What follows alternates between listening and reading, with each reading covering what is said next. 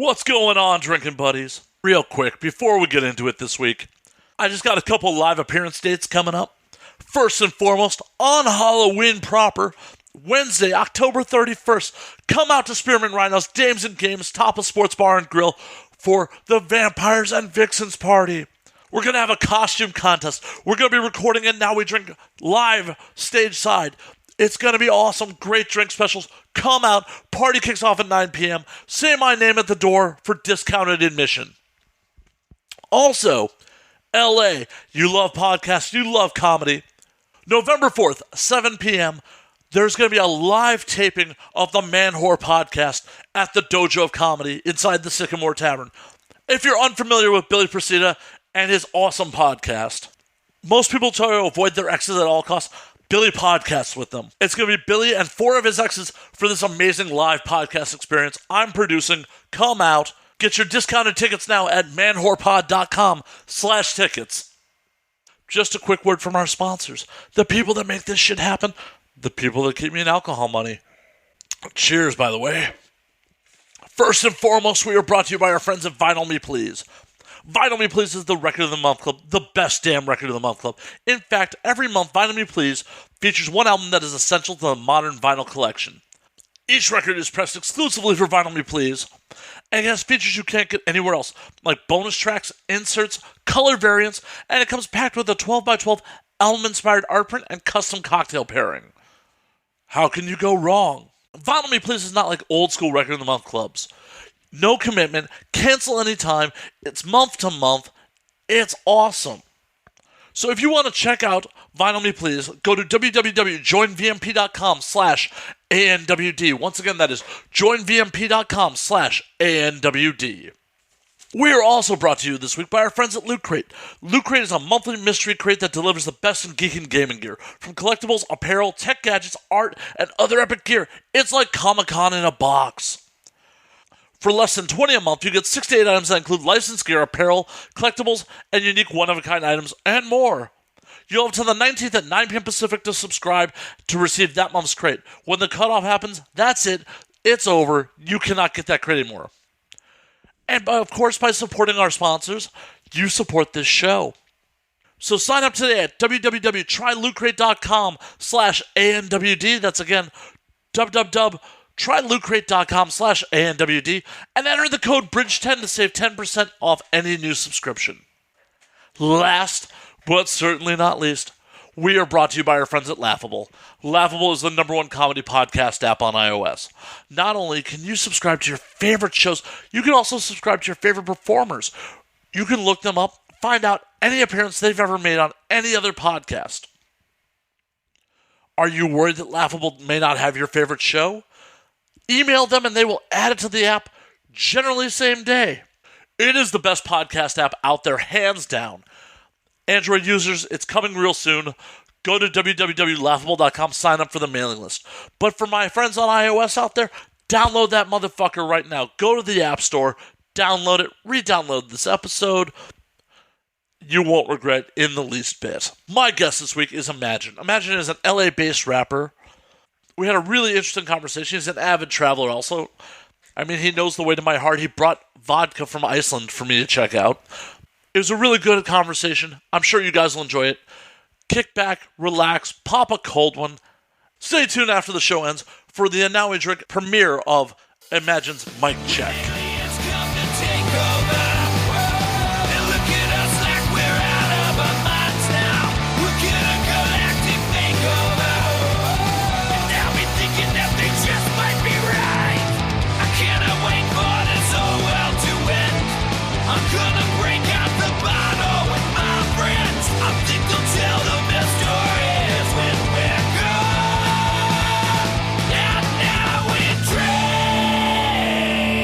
I'd rather be broke in Los Angeles than prosper anywhere else. Right? Who wants to prosper in fucking middle of nowhere America? Yeah, I couldn't do it. I've been to some places in America. Love Seattle, love Vegas. Portland's dope. But there's just something about Los Angeles that just draws you near. It's the center of the fucking action. Absolutely. So I'd rather be here at any point in time. Fuck that. Yeah. Everything's a fucking hour away. The beach is an hour away. The mountains are an hour away. The desert is an hour away. Everything is just simply an hour away. And you're married, but the beautiful women are everywhere. Oh, there's nothing like Los Angeles women. That's because they're from all over the world. Only the best of the best come to Los Angeles. And it takes a while to dig through a couple ones, couple twos. But man, there's some solid 9s and 10s in this town. Easy. Oh, a Hollywood 7 is like a 10 anywhere else. That's true. That's true. You ain't that bad, girl. Oh, if you went home, you're the baddest motherfucker there. Yeah. And same thing. I see myself as like a solid 6. But if I can go somewhere and like, oh, I'm from Los Angeles, automatically get another point, you know? When I travel around and it's like, oh, I'm from Hollywood, it just makes people just vision shit. They're just like, oh, you're from Hollywood? Wow. Oh, wow. You see celebrities? Yeah, all the time. You know any celebrities? I know a couple. Yeah, define celebrity exactly. But yeah. I know a couple people, but hey. Yeah, I fucking love this town. I've always wanted to live here. I've always wanted to move out here, but never actually made it, per se. Where are you originally from? San Gabriel Valley, so just 30 minutes east, still within that 1 hour radius. 30 minutes east of Los Angeles is the San Gabriel Valley. Born and raised there. Born in Glendale, raised in Rosemead, high school, Covina. Been there ever since. Conveniently bought a house. Not bought a house, but renting a house in Covina with me and my wife. So sick. Yeah. Hey, that's a lot more than a lot of us can say. I have a nice apartment, but I'm in my mid-30s. I still got a roommate. That's just how it is. Hey, that's just how it is, man. I don't hold that against anybody because I think my situation is particularly unique in how it just fashioned out that way.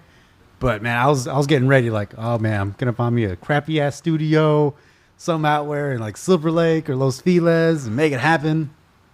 And then marriage. The damn ball and chain. Oh yeah, she's great though. She's super awesome. Oh, awesome. How long you been married? Since May 20th of this year. So it's congratulations. Thank you. It happened all so quickly. We got the house in March, married in May, found out we were pregnant 2 months ago. Yeah, we're just congratulations. Thank you, Clink. There it is, dude. Super stoked. That was pretty fucking tasty. It's pretty intense. So the Black Death, I bought a bottle while we were out in Iceland, and it's Icelandic vodka. It's called Brennivin. And what you do out in Iceland is you pair a shot of the Black Death with fermented shark. So you take the bite of the fermented shark, you chew on that, you just take it in like, oh, this is kind of nice. And then you shoot the shot. And at that point, you're like, oh, man, the fermented shark was actually better because the Black Death is pretty intense, man. I like it. Has some bite. I'm just drinking it. Hey, powder to you, man. Everyone that I've seen drink that, including me, always reacts with the face. Just like, oh, what is this? Oh, this is a horrible decision. So kudos to you, man. You're taking it like a fucking champ. I'm just drunk and oh, kudos, man. Where's your favorite place to be drunk? In what country in particular? Tokyo, hands down. Was that like some sake or what? No, sake's Korean. Is it sake? No. Sake is Japanese, but they're all about that whiskey life, and so am I. Really? Yep. Whiskey? Man, they love America. They do. For being super racist sometimes, they love America. For being super racist, they are? Oh, yeah. I've never been to that part of Asia, so tell me more. Like, what? They're super racist? But they're so polite about it. Oh, wow. That's like the backhanded racism. It's really weird. Visible tattoos have criminal connotation. So right, me and my tattoo artist, the first trip, sorry for the audience at home that's heard this before, got kicked out of like 10 different places the first time we went there. But every time they're like, you're such a badass. No.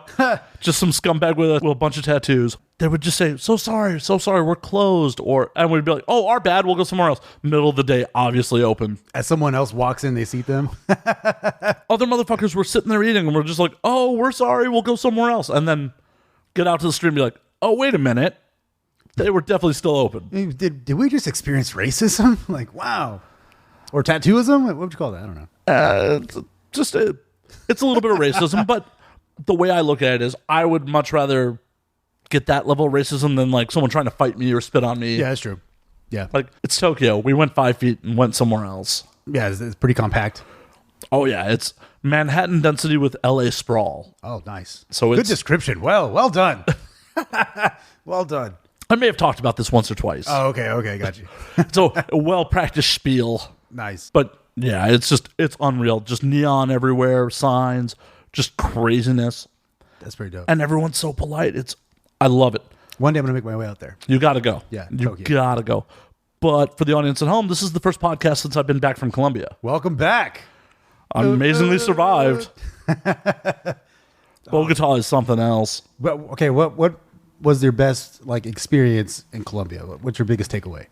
Just Other than you got to go back. Oh yeah, I got to definitely go back. Just for the most part, it's a misunderstood country. Everyone I talked to, for the most part, was just like, "You're an American. You're here. That's awesome." Like they have such a bad reputation in the world just because of the violence, the drugs. Right. And That's what I'm thinking of. Yeah. You say Colombia, I'm like, oh great, you're gonna go get some coke firsthand. everyone I told though I was going, they were like, "Dude, be safe." Like, Yeah, that's what I would think too. and once I got down there, everyone I dealt with was just like, "Oh, we're so happy that you're here. Yo, tell your friends that Colombia is a beautiful place." Yeah. And that we just want to be part of the world. We're not that reputation. We're Yeah. not we're not all narcos. Did you see anything shady that was like, oh, I should probably not go down that dark alley? Oh yeah. But Bogota is a city of 8 million people. Yeah. Same thing for LA, I suppose. Like I should Right. probably not go down that dark alley. Exactly. When you have 8 million people living in one place, That's true. no matter where it is, there are some parts where you're just like, that's not where I belong. Yeah. Yeah. Fair enough. And yeah, everyone was super friendly. Money goes insanely far. That's awesome. Like the median income down there is $387 US a month. Wow. So I rolled down there with 500. I'm like, I'm rolling around with someone's monthly wages. Whee! Made it stretch. Had a good time. But yeah, there's definitely a little bit of shadiness. I fucked up night one. And I get off the plane drunk. Kind of what happens when I travel. And this dude rolls up. Hey, man. He's wearing a badge. He's like, hey, man. Looking for a cab? I'm like, yeah, I'm looking for a cab. Oh, no. He's like, it's kind of like Uber. We're not an actual like cab, but we're licensed. I'm like, Oh, great sign. Okay, sure. Yeah, let's go. This other dude rolls up in a Nissan. They both get in. They throw my bag in the back, and I get in. I'm like, as we're starting to drive, I'm like, I have fucked up here. Yeah, this was a bad idea. This was a bad fucking idea.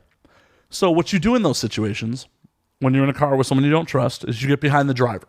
Okay. Good call. Because if shit goes down, you grab the fucking driver. Fair. He's either going to get you in an accident or stop the car.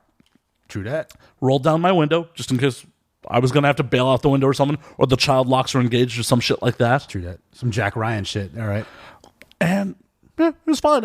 I monitored where we were going to on Google Maps as we were going. Yeah. Just like, okay, if this dude like goes way off the beaten path to where we're going, I'm jumping out of this car. I'm just going to tuck and roll. Yeah, we'll tuck and roll. The most I'm going to be out is a bunch of clothes that are in my suitcase and 2 bottles of whiskey. That'll be all right. I'll make it up. Median income is not that bad. I can make it up. Yeah, exactly. And we got there fine. Tipped him, no problem. But for a minute there, I'm just like, I've heard stories of them, people getting jacked in Colombia and being forced to go to ATM until their card won't pump out money anymore. Wow. That's kind of the more like common kidnapping down there. Damn. It was fine. It was absolutely fine. But for half a second there, I'm like, oh, I may have really fucked up here. Yeah, this may have been a bad idea. Night one, am I going to drunkenly have to fight some dudes? Or Did you go by yourself? I went with 2 dudes I regularly travel with. And Okay. they came in from Chicago, so they were already in country by the time I got there. Oh, okay, cool. So I'm Ready to receive. ready to receive. Got there, no problem. But, oh, man. Well, enough about my Bogota trip for right now. Oh. A little bit about you, sir. Oh, what's up, man? Yeah. Got a new album coming out? Super stoked. Yeah, man. Name's Imagine. Beyond Clouds is the new album that I'm pushing right now. Came out September 28th, a couple days after my birthday. Super fucking stoked about it. It really is very much like part journal entries, part inspiration, pep talks to myself, and giving people an idea of who I am as an artist, my background, and if you really want to learn about somebody through music, this is a good way to do it. And it's, doing inspirational stuff and diary entries like that. It's definitely a little more honest than someone. I mean, I'm sure some of the gangster stuff that's out there is honest, and it's actually people's life experiences. Yeah. But that can't be everyone's Yeah, experience, that right? can be everyone. Out of everyone that I know on my scene, I've maybe seen only 1 or 2 artists are like, oh no, he's seen some shit. He lived that life. But everyone else kind of like, oh, money, hoes. I'm like, okay, number 1, you're broke as fuck. You're probably in debt. Shut up. And then number 2, like all these hoes. I'm like, Nah, just because you add Facebook friends of like a bad bot doesn't mean you got hoes, man. Stop it. Well, and I'm just not about that at all. also hoes maybe quantity over quality. Yeah, yeah. That's why I'm married. Quality over quantity for sure. Wife's a bad bitch, man. Oh shit. She's awesome. Hey, that's why you put a ring on it. Exactly. But yeah, man. So that's the music that I kind of make. It is very much very insightful, and I like to brand myself as making music for the lost and unloved, because that's where I came from. I mean, that's kind of my background, and being the outcast in high school and not really identifying with any particular group or anything like that. So I just kind of figured music for me was like a takeaway to get away. So I wanted to, I guess, give back in that sense and tell my story and tell people that feel as I do, you're going to be okay. It's going to be all right. You're going to go through some shit, but in the end, you're going to be all right. Yeah, you're going to be all right. Yeah. And eventually it's going to all end anyway, so you might as well enjoy the fucking ride. Exactly. And that's why I'm still doing this, man. We were just talking a little bit about passion projects, and that's exactly what these are, man. If you're a starving artist, it's because you love what you do. But man, if you're going to do what you do, be sure you're doing it correct. You got to come correct. You can't half-ass it. You got to actually invest in what it is that you love to do. So that way, when you put it out, people might actually buy your shit. Yeah, people see insincerity a fucking mile away. Oh, yeah. Yeah, and I go to shows and I see that shit. I'm like, okay, I checked out. I'm out. No, fuck you. But someone like, I stumbled upon a Hobo Johnson. Have you heard of them? Mm-mm. Hobo Johnson, I think the Love Makers or some shit like that. It's this one kid. He did an NPR Tiny Desk submission. Have you heard of that series in NPR? I haven't, actually. Okay, so NPR, they do this like web series where they perform in like what looks like a corner of a library, very, very small space, but they're like big acts. So they did this contest, and this group called Hobo Johnson, I think the Love Makers, they submitted it, and this kid is super sincere. Like, he's not writing anything particularly special, but his writings are very much him. His writings and the way he recites it are him. You feel for the guy. So that's the kind of same passion that I put into my projects as well. Is when I recite things on a record, or when I'm performing on stage and I'm talking about my story and I'm talking about my music and my lyrics, I want you to feel. That's what good music does. It makes you fucking feel something. Yeah, you should never walk away from a song and just be like, meh. Yeah, exactly.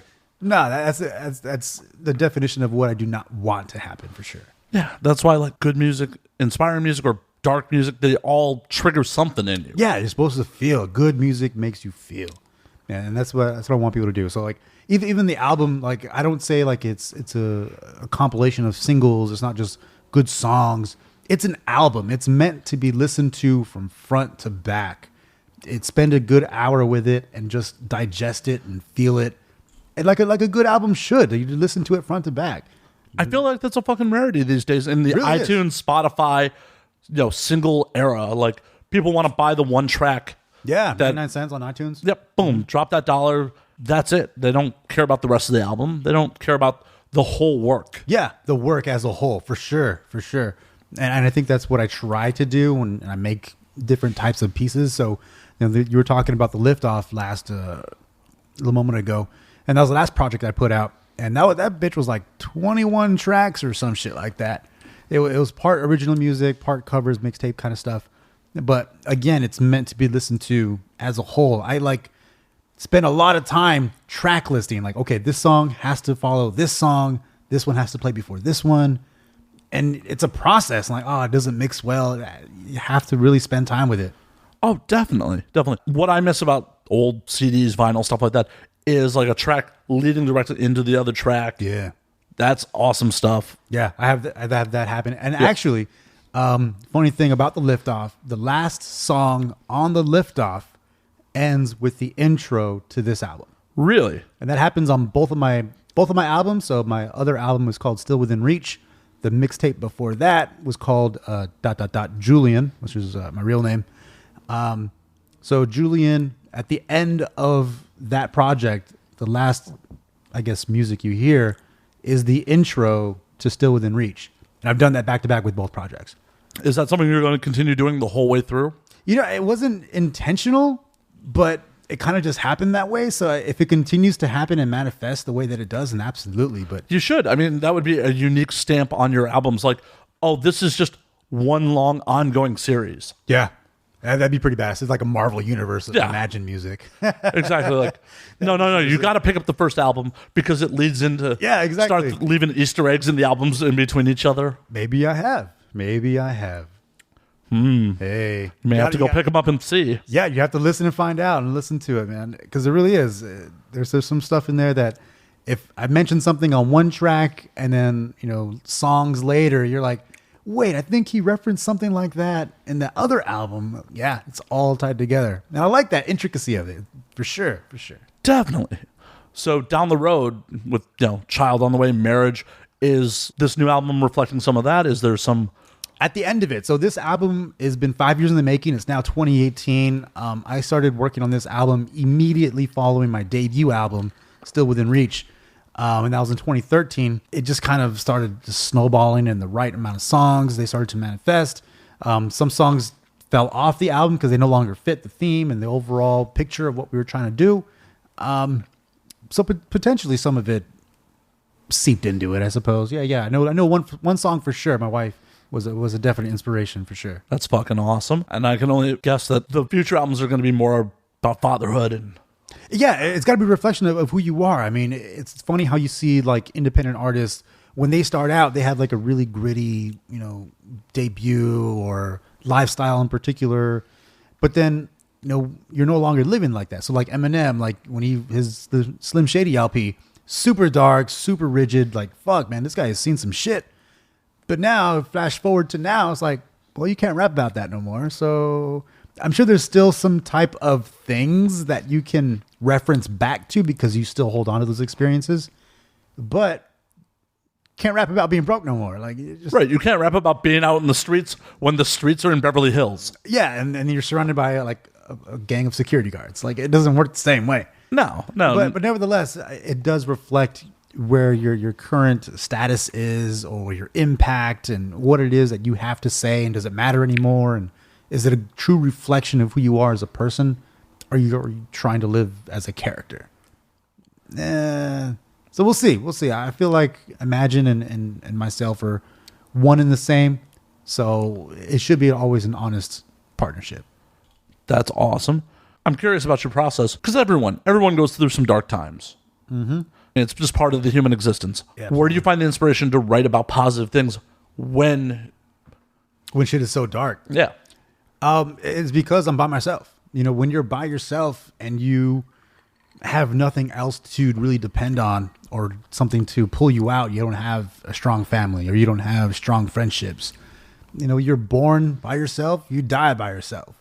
So when being faced with difficult situations, you only have yourself. So that's kind of what I said. Like these pep talks to myself. I write inspirational music for the lost and unloved because I too was lost and unloved. I felt. So when it comes time to like writing something inspirational, it's because I'm trying to give myself a pep talk. Like shit is really bad, but it's just me that can pull myself out of it. So I got to talk to myself. You talk to yourself and you decide either you're sinking or you're swimming. Yeah, exactly. And as of right now, I'm swimming. That's fucking awesome. Fucking backstroking, man. It's nice. Life is good. Taking it easy. Yeah. And it's the fruits of the labor, man. You can't have these positive experiences without going through that dark shit. Period. In order to appreciate the light and the happiness, you got to understand what pain feels like. And that's where a lot of this music comes from. It's just like, yeah, this time sucked. A good example of that is on the Liftoff. I think it was track 7. It was In the Dark. I sampled, I didn't sample, but the producer that produced the song sampled the Foo Fighters. And the sample that they used was, I think it was the Pretenders. And in that sample, they were just talking about in the darkness and whatnot. So I was like, okay. From that inspiration, I just felt relieved, I suppose, to talk about my own past experience with going somewhere really dark. And that was on the topic of school shootings. So in 2001, 2002, I was just being bullied all the time. Just being always bullied and just being pushed to that brink of like, I don't want to deal with this. I need people to know how upset I am. So I wrote that song, and it's pretty much taking the perspective of that bully. What pushed that bully, or not bully, the bullied? What pushed them over the edge to decide to go pick up a gun and decided to shoot up the school? You know, a lot of these school shooting songs take the perspective of the victims, but did anyone ever consider that maybe the shooter was also a victim? You know, hurt people too. Yeah, there are hurt people that wanted attention. Yeah. And just like before school shootings were so prevalent, people acted out in class because even negative attention was attention. Yeah. Yeah. So it was pretty intense to go through that whole process and writing it and really bringing up those old feelings. But I felt it necessary because I told myself, if there was one kid out there in the world that listened to this song, and by the end of the song, they hear that, you know, it's going to be okay. You don't have to do this. There's other ways. Then the song was worth it. Sharing my story was worth it. I might, you know, get some flack for, you know, being that person. Like, wait, you considered shooting up your school? I'm like, yeah, that thought crossed my mind. People have fantasies about fucking everything. That's the healthy way. The healthy way to deal with things is fantasize about them, not necessarily act on them. Yeah, I can see that. And that's kind of how I felt, man. I really played it out just because not so much like I wanted to kill people. It was more of just, I just really wanted people to feel the same pain that I was feeling. Right. You were hurt and you were lashing out. And especially when you're a kid and, you know, being a teenage male, fucking testosterone's flowing and just makes you a crazy person. Yep. You know, I did crazy shit in fucking high school. I actually graduated from like my high school's alternative school because I was fucking behavioral problem. Yeah. It was just like, nah, I'm bored. I'm acting out. Not the best home environment. And, you know, I may have misbehaved a little, just a little. I think it's kind of like a rite of passing. I mean, you get in some trouble, but those trouble instances, those are life experiences. You fucking learn shit from it. And so in a sense, that's why I kind of make shit up and I tell people, support your local bully. Because they're going around and they're bullying these kids, but these kids that are being bullied, they're kind of learning life sucks, man. There's going to be people that are just going to fuck with you. Fuck them, whatever. As cliche as it fucking sounds, pressure builds diamonds. It does. It's difficult because for that child that is being bullied, they just need a supportive environment, whether it be home, family, friends, or if they got nobody, music. Hopefully they're listening to good music that'll help them come out of this shit and come out on top. And that's what it was for me. Definitely.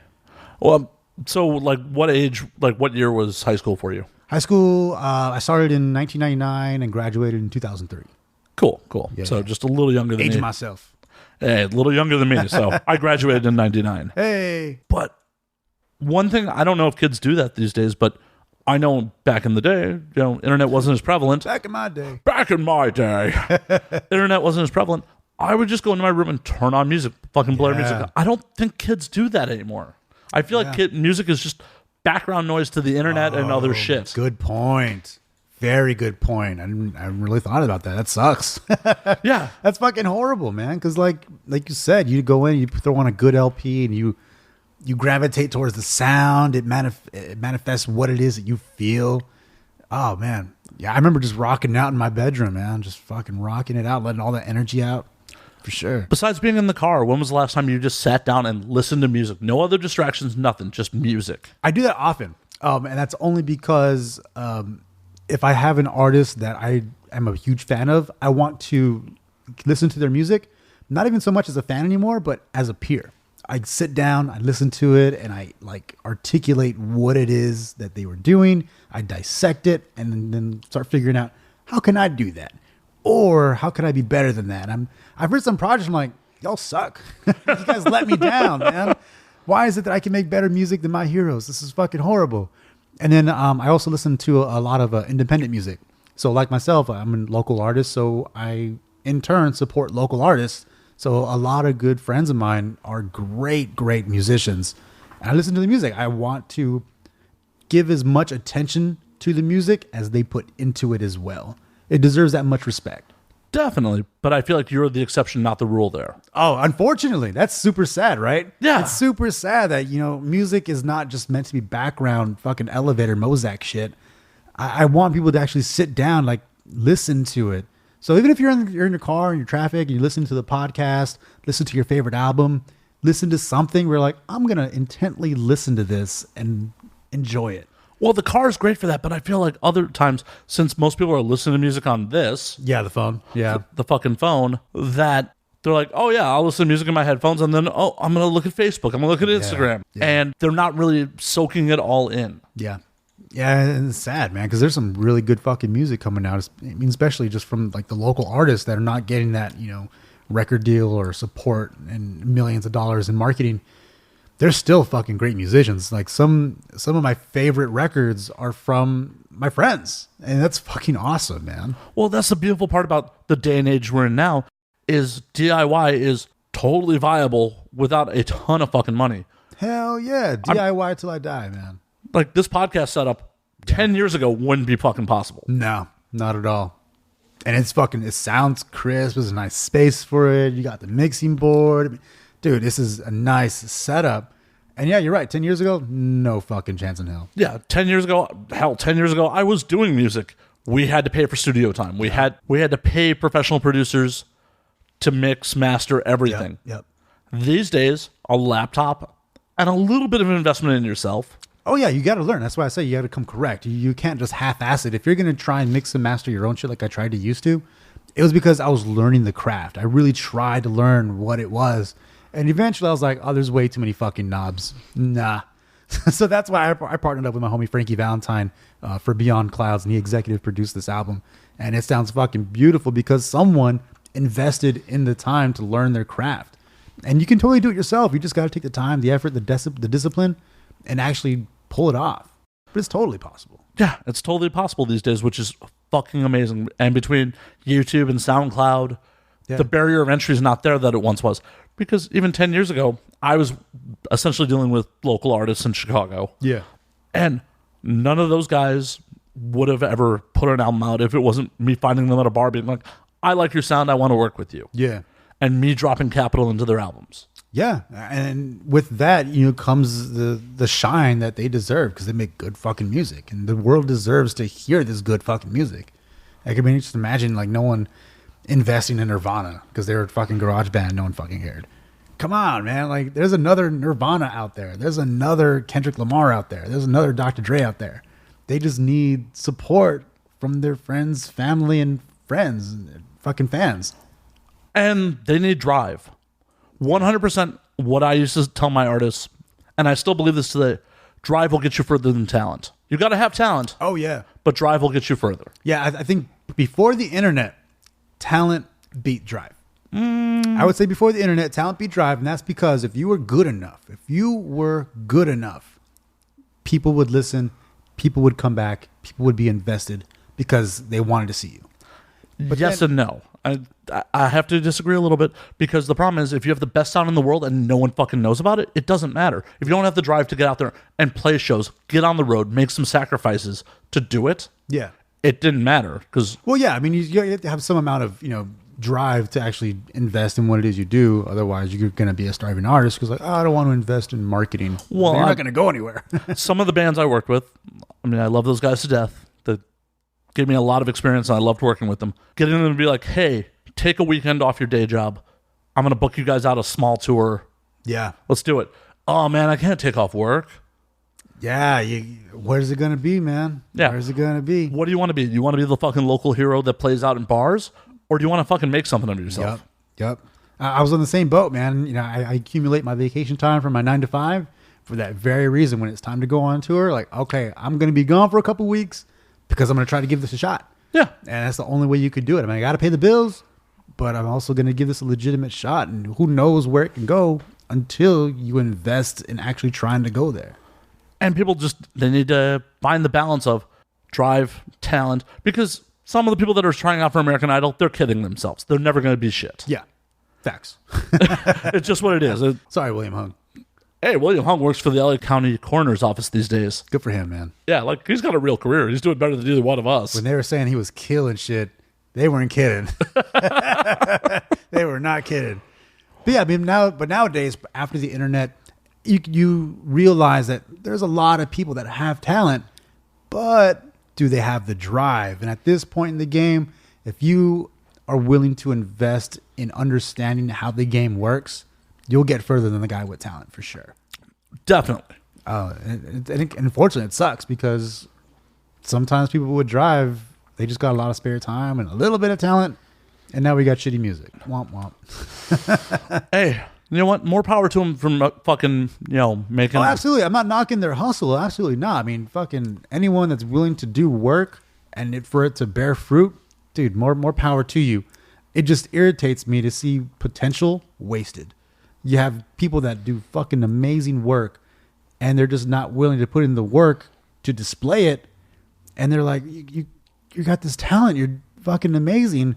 But because you don't actually want to try and do something with it, you're letting it squabble. Like, well, there's probably a bunch of people in their ear telling them, "Oh, you're fucking amazing," and they don't think they got to put in the work because everyone's telling them, "Oh, they're fucking amazing." I've seen that too.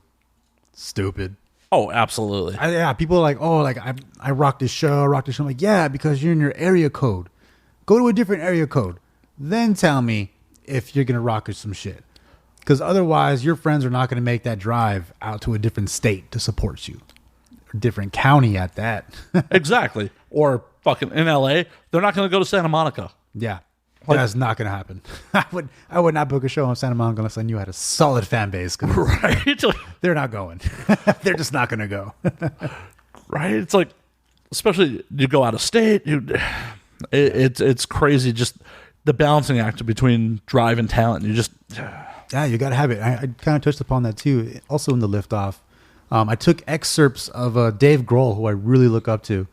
And there was an interview he did I got from YouTube, and then I also swiped some of the footage from his South by Southwest address.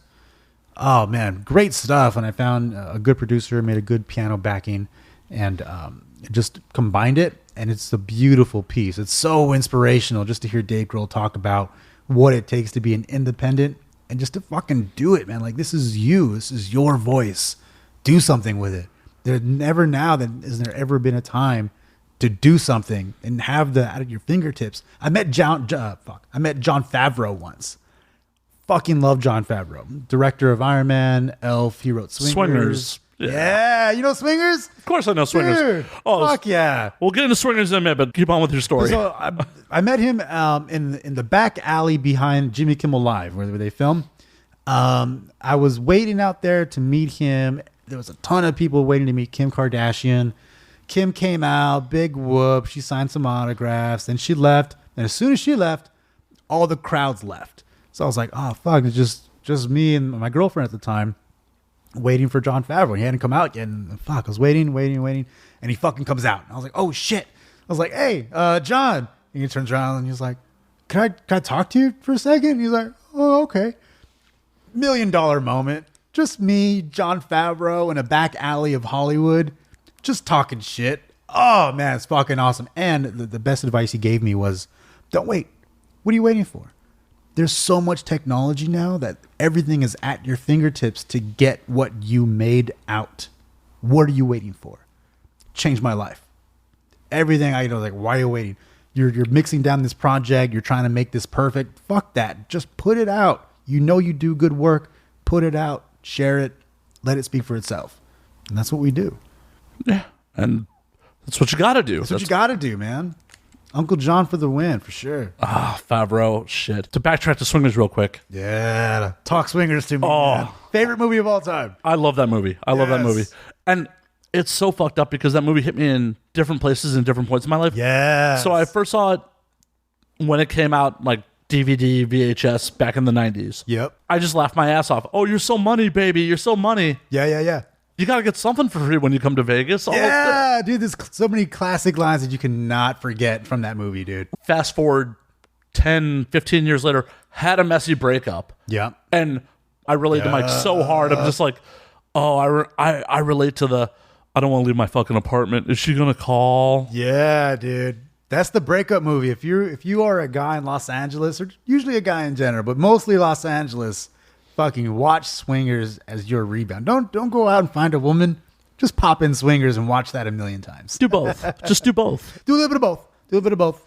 But definitely Swingers, man. It got me out in so many different funks. That's why I fucking love that movie. And then you see Chef. Have you seen Chef yet? I haven't seen Chef. Oh, dude, it's like what he did with Swingers, that magic of encompassing a good story that is just about people was in Chef. So if you haven't seen Chef, check that shit out. It's I will so definitely good. check that out. It reminded me of Swingers so much because it was just so simple, so honest, but man, it hit you. We need more movies like that. We need more character-driven, honest fucking movies. Yeah, and it's a movie that doesn't require a sequel. It was a story that needed to be told. It was told, and it was awesome. Yeah, That's all you need. No one gives a fuck about where Mike is now. Yeah. I mean, I kind of do, but I mean, that's because I'm just a hardcore fucking fan. But Swingers does not need a sequel. Like, it does not. No, Absolutely. but do I want 2 hours of Mike and Heather Graham's characters fucking off into the sunset? Yeah, not needed. Or their messy breakup, depending on however Yeah, they yeah. wrote the sequel. Like, Depending on where it went. yeah, like, I don't It's want fucking that. LA. It's LA. It was probably a messy breakup. It was probably a messy breakup pretty shortly thereafter. Oh, man. She probably got a casting call and The internet shortly arrived thereafter. right. Yeah, all bad, man. But I fucking love Swingers.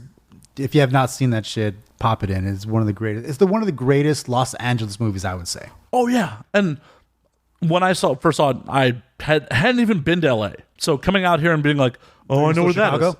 Yeah. Nice. So coming out here and being like, oh, I know where that is. I know where that 9-hole golf course is. Yeah, Los Feliz. Yeah, the Los Feliz golf course. Like, Yeah. I remember I've thrown a couple birthdays at the Dresden because I just fucking love the Dresden because of Swingers. I love Swingers so much that the year before the 20th anniversary, 2016, 2015, one of the two, I forget. Anyways, I love the movie so much. I was like, you know what? I didn't get to watch it in the movie theater because I was too young when it came out. So I was like, well, why don't I just fucking put it up on the movie theater? So I did. I bought the licensing rights to have a public display of the movie. I rented out the Vista Theater for one night where I believe it premiered, if I'm not mistaken. And it fucking played for one night. I had a one night only event to play Swingers on the big screen at the Vista Theater down the street from the Dresden. So we had a pre-party at the Dresden before the movie started at midnight. And I had an autographed Marty and Elaine Swingers poster that I raffled off that night. I still have one for myself as too. But yeah, it was like a Swingers night. It was like fucking dream come true. I had people from Miramax show up and they were super stoked. It was dope, man. that is fucking awesome. We are actually like 15 days away from the 22-year anniversary of it. Oh man, yeah, October 18th, 1996. Yeah. I'm trying to find where it actually where the premiere was, but I want to say it was because on the at the front of the Vista Theater out there in Los Feliz, they have like a Grauman's thing where they have cemented handprints, and cemented handprints are from Jon Favreau and Ron Livingston in reference to Swingers. Yep, it 1996. premiered at the Vista. Yeah. Oh, look at this 90s glory. Oh, yeah, that's totally 90s. The photos even look 90s. That's funny. What kind of camera were they using? Fran Drescher's in the Mini Driver, Heather Graham, Ben Stiller. That's fucking cool, man. So I got the Dresden in on it, so they allowed us to host the official pre-party to the movie. We raffled off like a gift certificate for the Dresden, copies of the movie, the soundtrack. It was just Swingers, everything, man. That's fucking awesome. And Swingers is just amazing because it's like that microcosm of when like Big Band and Swing was making a comeback. Yeah. Big Bad Voodoo Daddy in the soundtrack. Which I have not seen yet. I still have yet to see Big Bad Voodoo Daddy. I've tried. Are they so still many touring? times. Yeah. Fuck yeah. They did. What was it? This past year, I think it was in May or I don't know, some shit. Recently, this past spring, I think it was the Eagle Rock Music Festival or some shit up there. It's up there in Northeast Los Angeles. There was a jazz festival and they headlined for free. That's fucking awesome. I didn't go because I was in Thailand. But damn it, man. No decisions. I know. live such a hard life. Lady boys are jazz. Lady boys are jazz. But yeah, man, oh, fuck, Swingers, everything. I mean, Jon Favreau, the way he wrote the movie, and I talked to him about it, and it was life-changing. Jon Favreau for the win. I fucking Uncle John. And he's killing it right now in the movie game. Like Iron Man. I wish he had done Iron Man 3. I love Shane Black, but Yeah, wasn't as strong. But as of right now, anything Jon Favreau is involved in, I'm in. I'm fucking in, for sure. so Thailand, tell me about that shit. Thailand was fucking crazy, man. We went for our honeymoon back in late May. Why Thailand for your honeymoon? Well, she wanted to go. I mean, we both always wanted to go to East Asia, and we figured, fuck it, why not? I mean, we were considering Puerto Rico, we were considering Alaska, and then Thailand was there, but it was like, fuck, that's a really long flight. And she really wanted to go, so as the saying goes, man, happy wife, happy life. Damn right. So we went, and I don't regret it at all. It was fucking cool, man. We did all kinds of cool shit. We played with some elephants, fed them, bathed them, swam with elephants. That was fucking amazing. Kayaking in different caves and islands. Got to see James Bond Island. That was pretty dope. But probably the most memorable part was Patong Beach. It's called Bangla Road. So you think Thailand, you think Bangkok, right? You know, like all the crazy shit from Hangover 2 and Bangkok. Well, I don't think of Hangover 2, but yeah. Okay. I try not to think of Hangover 2 ever. Can I push that out of my brain? It was kind of sad. Damn you, Todd Phillips. Damn you and your fucking soulless cash grab. It worked, though. But it's like that. So you think of like the crazy Thailand. There's one section within Phuket, which is in southern Thailand. This one area is like one stretch of road. It felt like Las Vegas, just on fucking steroids. Anything goes, man. There's fucking go-go dancers on the street, prostitutes just walking around. I didn't see a cop not fucking anywhere within sight. People just advertising beer. It was cheap beer. And then, of course, they're notorious ping pong shows. Needless to say, we had to check that out. So for the audience at home, what's a ping pong show? A ping pong show, when I told people, like, oh, we want to go see a ping pong show, they're like professional ping pong. Like, no. Oh, I know exactly what you're talking about. But we're talking about the extravagant abilities of a particular woman and particular muscles there. Oh, you don't have to be. We're not a family show. You can just get into details. I know. I just like words. So we saw this one particular show where we saw like a test. Went to a strip club, saw some pretty fantastic Asian women. But then these like two older Asian women come out, and one of them just takes like a blow dart gun and sticks it up her vag, and then asks a fucking random dude, hold this balloon on top of your head. And I shit you not, she fucking blew a blow dart. She queefed the blow dart and shot the balloon off the top of this guy's head. Oh, some William Tell shit. It was for real. I would never let her do it because, I mean, I'm pretty sure she's practiced. She's pretty accurate. But I'm not going out. I'm like, oh, how did Imagine die? Like, oh, he got shot in the face with a dart from a queef. Like, all bad. Don't worry, man. It wouldn't kill you. You just have a red eye patch. Oh, yeah, for the rest of my life. And who knows whether... Come on. In there. You're hip hop? Come on. Yeah. Oh, yeah, for like very Slick Rick. Slick Rick, just get your eye patch on and be like, yeah, I lost this to a whore in Thailand. Yeah, totally. So we saw that as like the tester. We're like, holy shit, this is fucking happening. And then we went to another location, and the admission was free for the show, but you had to buy a drink. And the drink was $35. 35 US? Yeah. Wow. One beer was 35 US each. So I talked them down to $50 for both of us. But still, crazy. But anyways, we go in. As we're walking in, I shit you not, I'm there debating prices of this beer to this one Thai waitress. Meanwhile, on stage, there's this naked guy who has his dick in like a wire contraption, and he's using it as a drumstick on a drum. So he hears da da da da da da da da da da da da da da da. He's just fucking wailing his dick on this drum, on this snare drum. So while that's happening, I'm bargaining with the waitress to bring it down to allow me and my wife to just come enjoy the show for one beer. And she came down, so fuck yeah. So then we saw the show. Fucking amazing. Not only was there the blow dart, the dick banging drum guy, but the same two women in this particular show had numerous things stuffed up their pussy.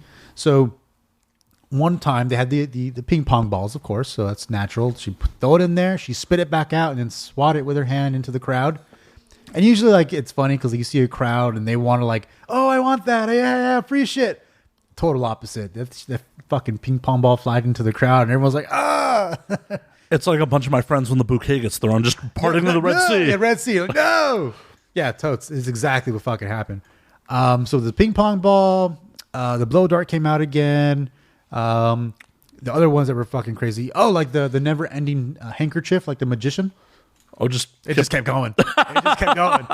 This one guy like had to keep pulling it, and this girl was just standing there on stage, and he's just pulling, and that shit would not end. I was like, dude, like, how much room does she have in there? Eventually, that was answered by having enough for 4, not goldfish, but living longer fish.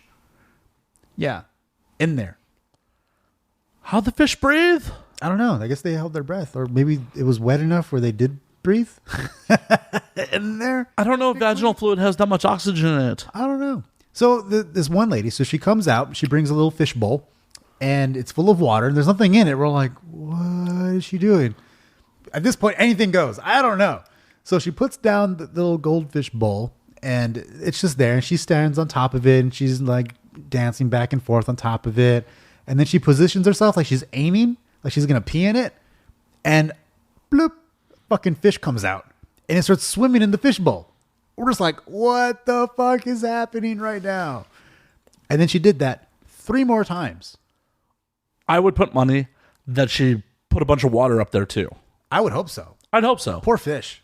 Yeah, that's animal abuse. Yeah. We don't stand for that shit. Yeah, on we the don't show. stand for that. So if you're upset about the 4 fish, let me tell you about the bird. Oh, please tell me about the bird. Yeah. Same shit. So she walks out and she has nothing in her hands, and she just stands out, the same Thai lady, and she's dancing, and we're like, what does she have up there now? And she reaches in and she pulls out a little parakeet. And I was like, is it fucking dead? And it's flapping its wings and shit. Like, it was alive in there. Yeah. Wow. Fucking Thailand, man. That's what's up. I'm sold. I'm going. Dude, $25. Best $25 ever spent. I would have spent the 35. Yeah. And it was an hour-long show. So we knew the show was done when Dick Banging Dry came out again. He came back out and he started wailing his dick on the snare drum again. I was like, oh, they're just going to repeat the entire show over again. Okay, we're good. And we left. That's fucking crazy. Like, That was some shit, man. I've heard Fucking crazy Thailand. stories about Thailand, but yeesh, that's a whole nother fucking level. Holy shit. It was awesome. It was very much just like anything goes, man. And I love my wife because she wanted to go. Like, we both heard about these ping pong shows, and we were like, well, clearly we both got to go. And she's like, fuck yeah. So there we are, newlyweds. Like, what do you guys do for your newlywed? Oh, we saw this lady pull a fucking parakeet out of her pussy in Thailand. So romantic. We saw a bunch of things that PETA would protest if they were Oh there. yeah, totes. Fucking for sure. They would not be happy about that shit at all. I want to go to the show that has PETA protesting outside of it. Like, Yeah. That's how you know it's good. like, oh, PETA's outside the show? Yeah. It's going to be awesome. It's going to be fucking awesome. Yeah. Count me in. Say that was fucking Thailand, man. That's fucking awesome. Did you see anything else? Like, No, I mean, we didn't see, I mean, I'm sure I did see some lady boys. They weren't like part of a show or anything like that. They were just there. so prostitution's legal there. You and the wife pick up a hooker together? No, she was offered. So while we were at that particular show, one of the go-go dancers, ? She sat with us and she was like, oh, watch the show. Kind of like how a stripper approaches you, like trying to butter you up to like give you a dance. Same fashion, same approach. So yeah, she totally was into my wife and fucking wanted to make it happen. I was like, nah, I just, Why not? I don't trust it, man. What don't you trust? Don't trust it. How many other fucking tourists have had their way with her? That's what condoms are for. Nah, man. Condoms are 99%. For something like that, me and the wife are going to need a solid 100%, like God on line 1 saying, you're going to be okay. Nothing's 100%. Ah, that's true. That's true. Nothing's 100%. And the amount of communicable disease between two women, pretty low. I mean, I don't know the facts on that, but I mean, I'm just making them up right now, but a Thai hooker, I think the odds kind of go up a little bit. well, not much transmits between two women. And for dudes, it's really hard to catch HIV. I'm not going to test it, though. I'd rather not test my luck, just for to have the story of like, yeah, we hooked up with a Thai hooker. We had a threesome with a Thai hooker. That's Great an amazing story. That is a great story. I will not digress. That is true. That is a fucking amazing story. But think of it on your next album. threesome with the Thai hooker. I would love just to reference that. Maybe just a sample. Just think how awesome your kid would think you are when they grow up. Like, mom and dad hooked up with a Thai hooker. Oh, yeah. Hey, Dad, why am I covered in these red spots? I don't know. Life, kid. Life happens. Shit happens. Thailand. Next question. Exactly. Come on. Could you ever imagine your parents being crazy fucking people going to Thailand, hooking up with hookers? And No, not at all. My parents were pretty prudish. So you think? I'm pretty certain. I think my parents were probably like young and dumb for the most part, but not incredibly stupid. I don't know. Maybe it skipped the generation. I don't know. I gotta ask them. I'm not sure they would actually fess up though. Yeah. I wouldn't fess up to my kids. Why not? No, I would. I digress. I would fess up to my kids. If someone had me a question, and like a little kid came up and like, hey, tell me about your stories. And, well, shit, pull up a chair. I wouldn't hold back. Why would you? Yeah. Why would you want to raise a child and make them think that you're fucking a saint, that you didn't fucking live life, that you didn't smoke some weed, you didn't get drunk a couple times, you didn't make a couple mistakes? Yeah. I may or may not have fucked a Thai hooker, whatever, right? Exactly. I would not hold back. I feel like that's life. Right. And my duty as a parent is to fucking share life. This is what my experiences are. Take them for what you will, learn from them or repeat them. Right. What you want. Learn from them. Learn from my mistakes. I paid too much for a Thai hooker. Yeah. Let me tell you some advice, son. If they say 20, you can at least get them for 10. At least. Yeah. Well, and the thing about it is prostitution is the world's oldest profession for a reason. Yeah, I mean, it's easy for sale, right? I mean, it's hard work for them. it's hard. Yeah, definitely hard work. But I mean, it's like, well, I'm standing here. I have nothing of value to provide and sell. Oh, wait, I have a vagina. Men are stupid. They'll totally pay for that. Obviously, that's a value. Well, yeah, exactly. I mean, if they're standing there with like, nothing of value, and then they realize, oh, I have a vagina. That's a value. They'll definitely pay top dollar for that. They will. Especially for this mouth. That's bonus. That's extra. I couldn't imagine having kids. I don't actually want to ever have children because I don't know what values I'd want to instill in them. Okay. Like, as a soon-to-be father, what values do you want to instill in your kids? Probably everything I didn't have. People like parents, they say, I want you to have the things I didn't have. They usually mean like fucking things. Right. I want them to have the things I didn't have in the sense of like confidence. I want to, if I have a son, we don't know what sex it is. If I have a son, this is how you approach a woman. This is how you're going to strike out. This is how you're going to take a loss. These are the things that I wasn't really taught. I mean, I wasn't really brought up with like, hey, here's how you throw a punch. Hey, this is how you take a punch. The old school shit that I kind of just learned on my own just from being bullied and so on and so forth. Those are things I would want to instill. Same thing with if I have a daughter, don't take no shit. It's okay to hit a guy. I know it's a horrible question. Do you have a preference? I do, and it's not for horrible reasoning. It's not selfish. My family and her family, we're just totally outnumbered with women. So needless to say, we're both hoping for a boy because we just want to even out the world a little bit. Because we're fucking outnumbered. We're way outnumbered. Fair enough. I wouldn't know what to instill in a kid because there's ways I live my life, but I've also seen other people much more successful in some aspects doing things I don't do. Like, I have friends that no matter what, when they leave the house, they look the best they possibly can. Uh-huh. And I see value in that. Pretty people just get shit handed to them. To an extent, yeah. To an extent. That's not something that is necessarily right to instill in a kid. It's a helpful tip. Yeah, no one ever gave me that tip. Yeah, exactly. Same thing with me. Like I'm totally fine. T-shirt and jeans for life. Right? Exactly. That's just how it goes. I mean, they're nice T-shirt and jeans, but I don't feel a necessity to go out and buy the nicest threads and whatnot. I just whatever. My personality's dope. It'll shine. I don't shave half the time. I mean, yeah, exactly. I mean, as long as I'm a nice person, I should be all right. Well, and that's the thing. Like, at least in our generation, I feel like that's the kind of shit our parents instilled in us. Like, work hard, be nice, you'll be successful. Yep.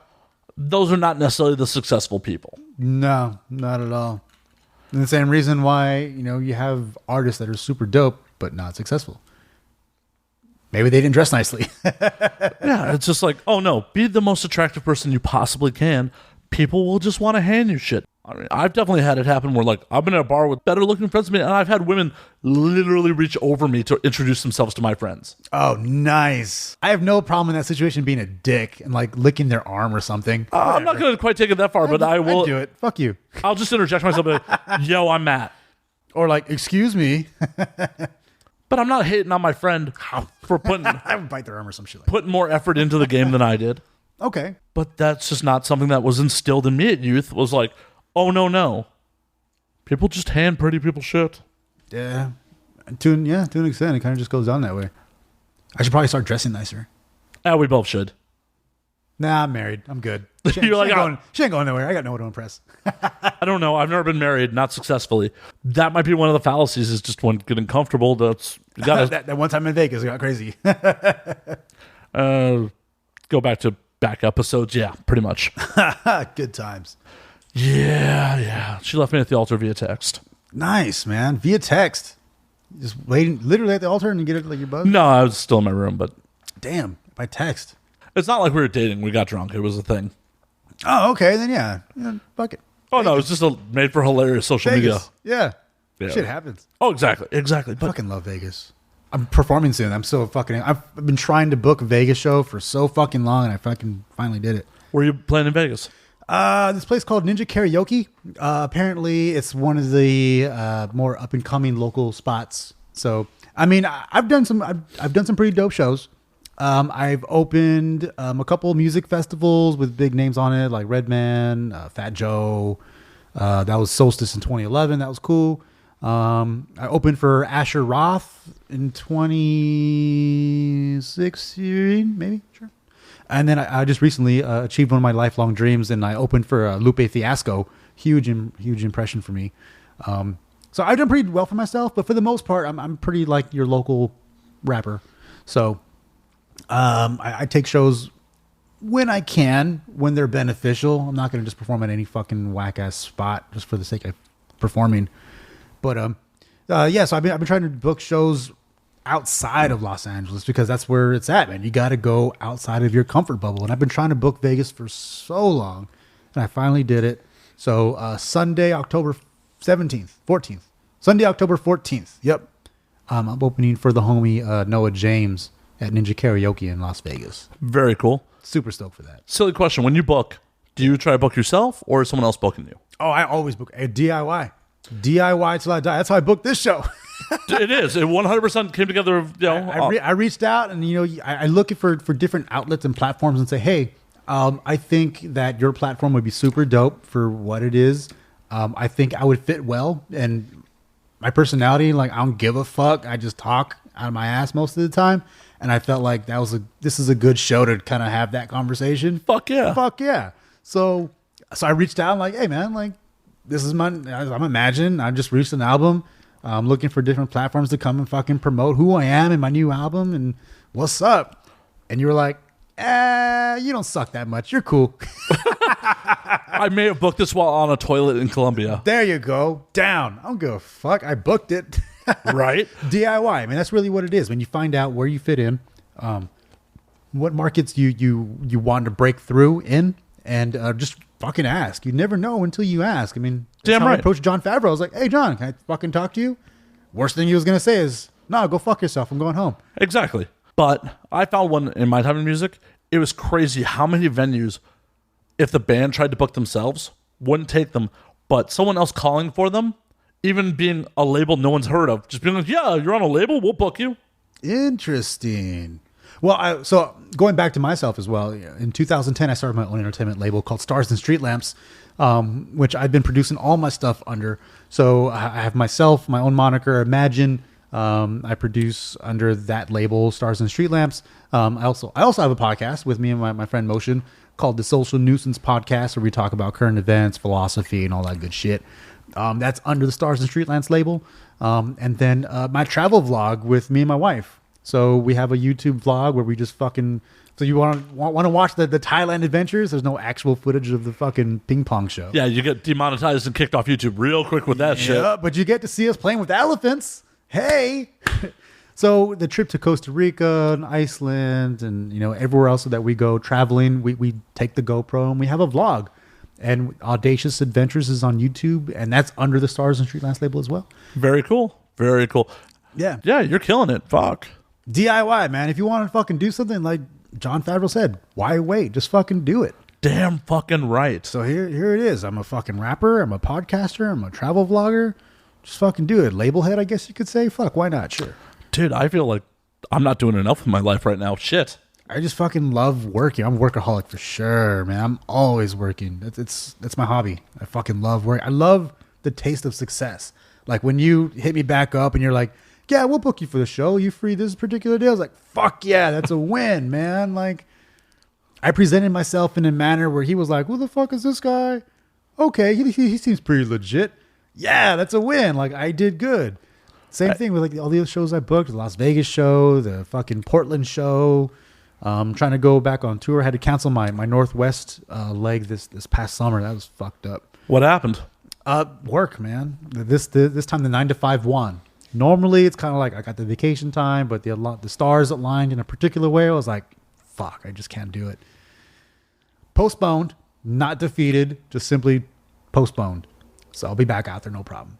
So is the wife cool with you out being on tour life and her with the kid? For the most part, as of right now, the dynamic is super supportive. She's definitely my number one fan. She supports me in everything that I do, and she's super patient. And like right now, she's at home, probably cooking dinner, and I'm here doing this show. Like she was gonna come, but she just wasn't gonna make it on time. So I was like, okay, I'm going by myself. But for the most part, I mean, she's super down with it. She understands the level of dedication. She knows how serious I am, and it means the world, man. Because this is what I love doing. I love sharing my message. I love sharing my music. I love performing. And if I didn't have a relationship that supported that, we'd have a problem for sure. Because I you know what? Fuck it. I've been in a relationship that didn't support it, and it was bullshit. I've watched it with a lot of musician friends where it's just like all of a sudden, like they're supportive. Oh, I got to be gone for 2-3 weeks, a month. Like all of a sudden, It changes. Yeah. And I've had that, and it didn't work out at all, man. Because they're like, I think they're like, oh wow, you're a rapper. That's cool. Oh wow, like that's cute. You have an album. You're performing. Oh, that's cute. And then once they see like, oh shit, like this requires a lot of time and effort and energy and money, and then they're like, are you really serious about it? And at that point, it's like, do you not know who I am? Like this is me. This is what I fucking do. This is my life purpose, man, is to fucking create. And if you can't be on with that, then you got to go. Exactly. Yeah, I could never be with a woman who's like, come out with me tonight, cancel your show. I'm like, no. Yeah, I just can't. I mean, I'll make time for you. I'll definitely. Let's put it into the planner. Like, yo, let's Friday night, done.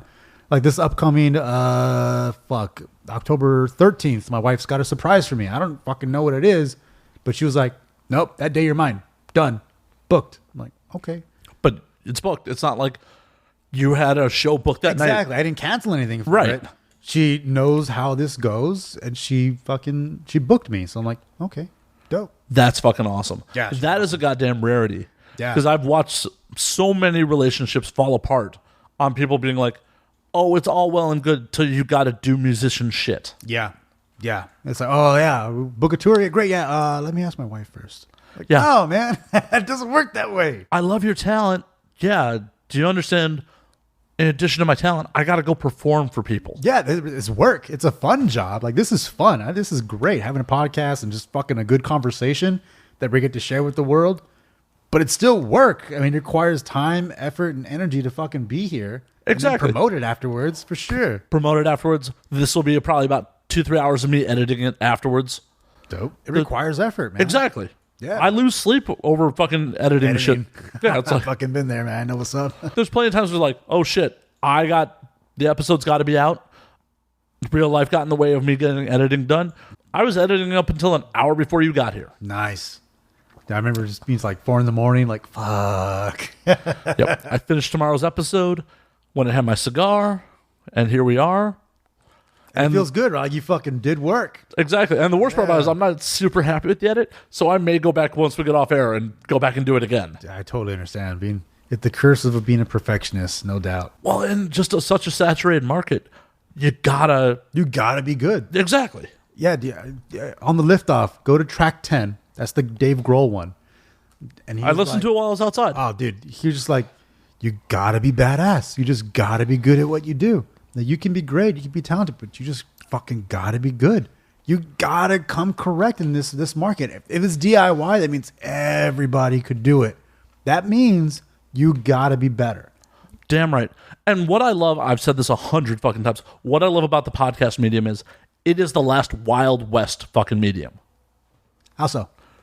There's such a low barrier of entry, and there's not censors like there are on YouTube. Okay, true. Or any other radio or anything like that. We can say whatever the fuck we want. We can talk about ping pongs coming out of pussies, bouncing off your fucking head. Every day. All day, every day, ping pongs out of pussies.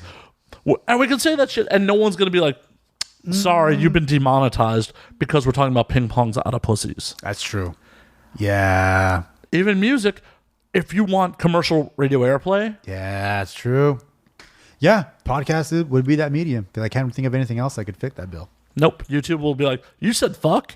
No money. Too many times. That's one too many fucks. You're only allotted 4 and you went to 6. You're out. No money. No money. Tide wants no part of your fucks. I know. Fucking Tide. Switching to gain. Motherfuckers. Where my friends at Ghost Tequila is like, get weird, dude. Just do you. Just do you. Get weird. We support you. Shout out Ghost Tequila because we're talking great things before we got on, and I was like, fuck, I wanted to sample some. So are they in stores? Yes. Like Bevmo and shit? They are indeed. I'm gonna find it. If not, go to www.ghosttequila.com. Order a bottle. Ghosttequila.com. I'm going with it. The ads will be at the beginning. I'll stop. Fucking love tequila. Hey, this is no like product placement shit. This is real shit. I love tequila, and if you're talking greatly about it, then I'm fucking in. It is a very fucking smooth, like 100% agave blanco, and it's sick. I love a good tequila. Someone just gave me some shit about 2 ad reads ago for it. Apparently, I was a little drunk on the ad read. Because you were drinking Ghost Tequila, so what the fuck? I wish I was. I'm not about to lie to my audience. What happened was the episode right before I left for Colombia, I got dragged out to a bar by some, females. Nice. And I was supposed to pack, do my ad reads, upload everything before the trip, get some rest, go to the airport. She's like, come out to the bar. I'm like, okay. You can't say no. Right. Especially if they're amazing Los Angeles 10 females, right? Exactly. Yeah, if they're fucking number 10, they're up there. So can't say no. Close the fucking bar, stumble home. Yeah. I'm like, oh fuck, I haven't done the ad read. Oh. All right. Drunkenly stumble through the ad read, throw my shit in a suitcase for Colombia. Nice. I had like a 7 a.m. flight on that Friday. Yeah. I'm like, oh god. Super fucked up. Yeah. Like, had a Bailey's and coffee at the airport, got on the plane, then just started really drinking. Fucking coffee. I love coffee. Dude. That's the one thing I should have brought back from fucking Colombia. I didn't bring back any fucking coffee. Oh, dude, went to Costa Rica. My coworker, she suggested this coffee that she had while she was working down there. And I brought back some. Fucking the greatest coffee I've ever had in my life. So good. I'll let you know. No free ad placement. Fuck y'all. Nope. Yeah. Pay me. Fuck you, pay me, because it's that fucking good. I'll sing that shit to the top of my lungs, but you gotta pay me first. I shit you not. It's the greatest coffee I've ever had. Nice. Yeah. Though, one thing about fucking Colombia that is fucking rad. Yeah. Juan Valdez Cafe is a thing there. It's like, really? It's like their Starbucks. Nice. When I first looked at it, I'm like, I'm going to the Juan Valdez Cafe. This is going to be awesome. Then I found out it's just a chain. It's just like the McDonald's of coffee down there. Right. But you can make it Irish. Oh. Like, just, they're like, 500 or 5,000 pesos more. Irish whiskey? The pour Irish whiskey into it. I'm like, nice. Why does Starbucks not do this? Oh, dude. Man, Irish coffee is so fucking good, man. I went to this bar in San Francisco. It was an Irish bar, and they served like legit Irish coffee. It was Jameson, their house coffee, but their sugar was sugar cubes. It was legit. Oh, dude, that sounds good. It was so fucking good, man. Easy. One of the greatest coffees I've ever had. San Francisco. Again, no free ad placement. Fuck y'all. If you know, you know. I'm okay with supporting like local bars and shit. Like if you had a good time at a bar, talk about them. They don't need our help. They'll be all right. Fine. They'll be all right. But yeah, even like just fucking adding like a good like Bailey's or some shit to like coffee. That's good. Hits the fucking spot. That's Christmas right there, bro. I've done that every morning for the past few years with my wife. Well, now my wife. Yeah, we do Christmas morning. We have the coffee. The family has coffee, but between me and her, we have like those little like chiquito bottles. We just like kind of stash it in our pocket and like slide it in. Oh, this is gonna be a Christmas where she can't. That's such a bummer. Want more for me, right? I guess I'm having a double. Yup. Yeah. She hates the fact that she can't drink. She can't drink. She can't have sushi. She can't have coffee. Yeah, sucks. How is she not suicidal? She's been close. She fucking loves sushi, so she's fucking been close. But man, we tried a supplement, so she can't have like raw fish, which is what sushi is. So we do like the cooked sushi. So you kind of bake it, right? You bake it, and it's like, fuck that. Yeah, she was not impressed at all. She was like, it was cool because it was like playing with my mind while I was eating what appeared to be sushi with chopsticks. But then once I realized it wasn't sushi, then I was sad again. I don't even do tempura rolls. I love baked sushi. I'm not a big sushi fan anyways. Oh, she is. You got to go. Sorry. I know. Show's over. I know. But man, like she's all about it. I can do a little bit of it, but she's put that shit away. But after a while, I'm like, I need that shit cooked. See, I hate cooked fish. Really? Wow. I'm not into cooked fish at all, but I will eat sushi all fucking day. And the fucked up part about it is, up until 5 years ago, I wouldn't touch the shit. Really? What changed? Date with the girl. Oh. I was out in New York. Always a woman. Oh, yeah. 100%. I was in New York, and a friend of mine who's a bartender there was like, I want to go out to dinner. I'm like, I'll go with you. I'm just in town for the weekend. Let's go grab some dinner. We go to some place in Brooklyn where her buddy was waiting on us. That dude robbed the restaurant for us. Nice. Seriously, somehow, a sushi starter, 2 other starters, a $120 steak and lobster dinner, 3 bottles of wine, and like every dessert on the menu came out to just the cost of the steak and lobster. Oh, you bastard. And he's like, can I cork that bottle for you on the 3rd bottle that we couldn't finish? I'm like, yeah. I realized when I got it back to my hotel, he put a new bottle in the bag. Oh, my man. Like, he hooked it up. That's a good friend. He absolutely just robbed that place blind for us. Like, oh, you're just here for the weekend? Psh, I got you, bro. Well, it was her friend, too. That was the best part. Like, man. I'm just like, yeah, man, I will tip the fuck out of you. Yeah, for real. We got out to dinner, and she's like, oh, let's order some sushi. So I'm like, She's like, are you a bitch? How about you shut the fuck up and eat this? Big bad metalhead, a little afraid of raw fish. That's funny. Like, oh, you're cute, girl. Well, I'll do it. And then I ate that sashimi. I'm like, holy fuck, what have I been missing out on? Just fucking unicorns and rainbows like, and glitter. You're like, oh, fuck. Fireworks. Girl, you changed my life in the ways that like the person I lost my virginity to didn't. Sushi changed my life, like not losing my virginity. That's funny. I mean, I've definitely had more sushi than sex with the person I lost my virginity to. So that shows that's how good the sushi was. Damn right. Went back for that.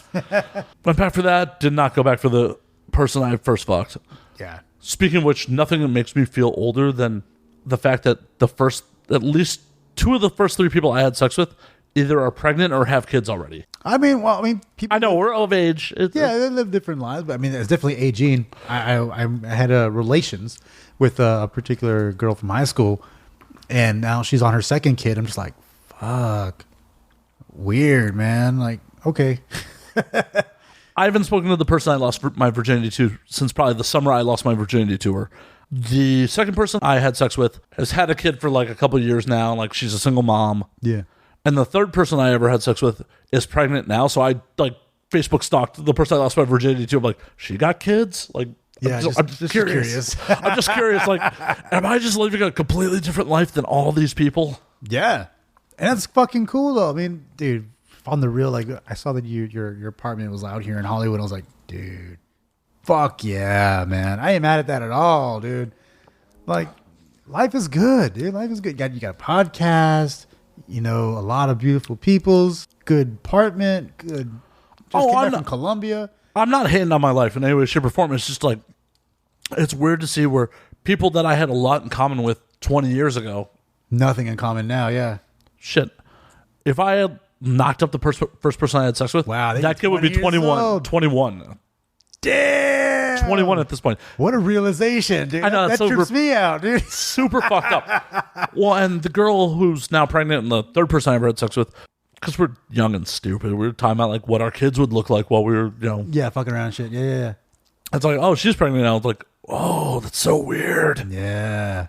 That's a trip, man. Yeah, I can only fuck if I even that's some shit. I couldn't squeeze your virginity story out of you, could I? Yeah, it was actually with my first love, who's referenced quite a bit on both albums. And it was funny. The first time I wasn't aware of what sex was. I just didn't know. So like, I knew what sex was. Don't get me wrong. But as far as like the experience of what to expect or anticipate, not familiar with that at all. I don't feel like anyone really does. Like, sex ed's like, this is what the physical act is, but it doesn't really... It doesn't prepare you at all for when it actually happens. Right, or the sensation or everything involved. It's just like, oh, okay, this is very different than the man's penis goes in the woman's vagina. Yeah. I wasn't expecting for it to be as uncomfortable as it was, man. I was just kind of like, what the fuck is going on? Was it her first time too? No, she was already seasoned virginity. Yeah.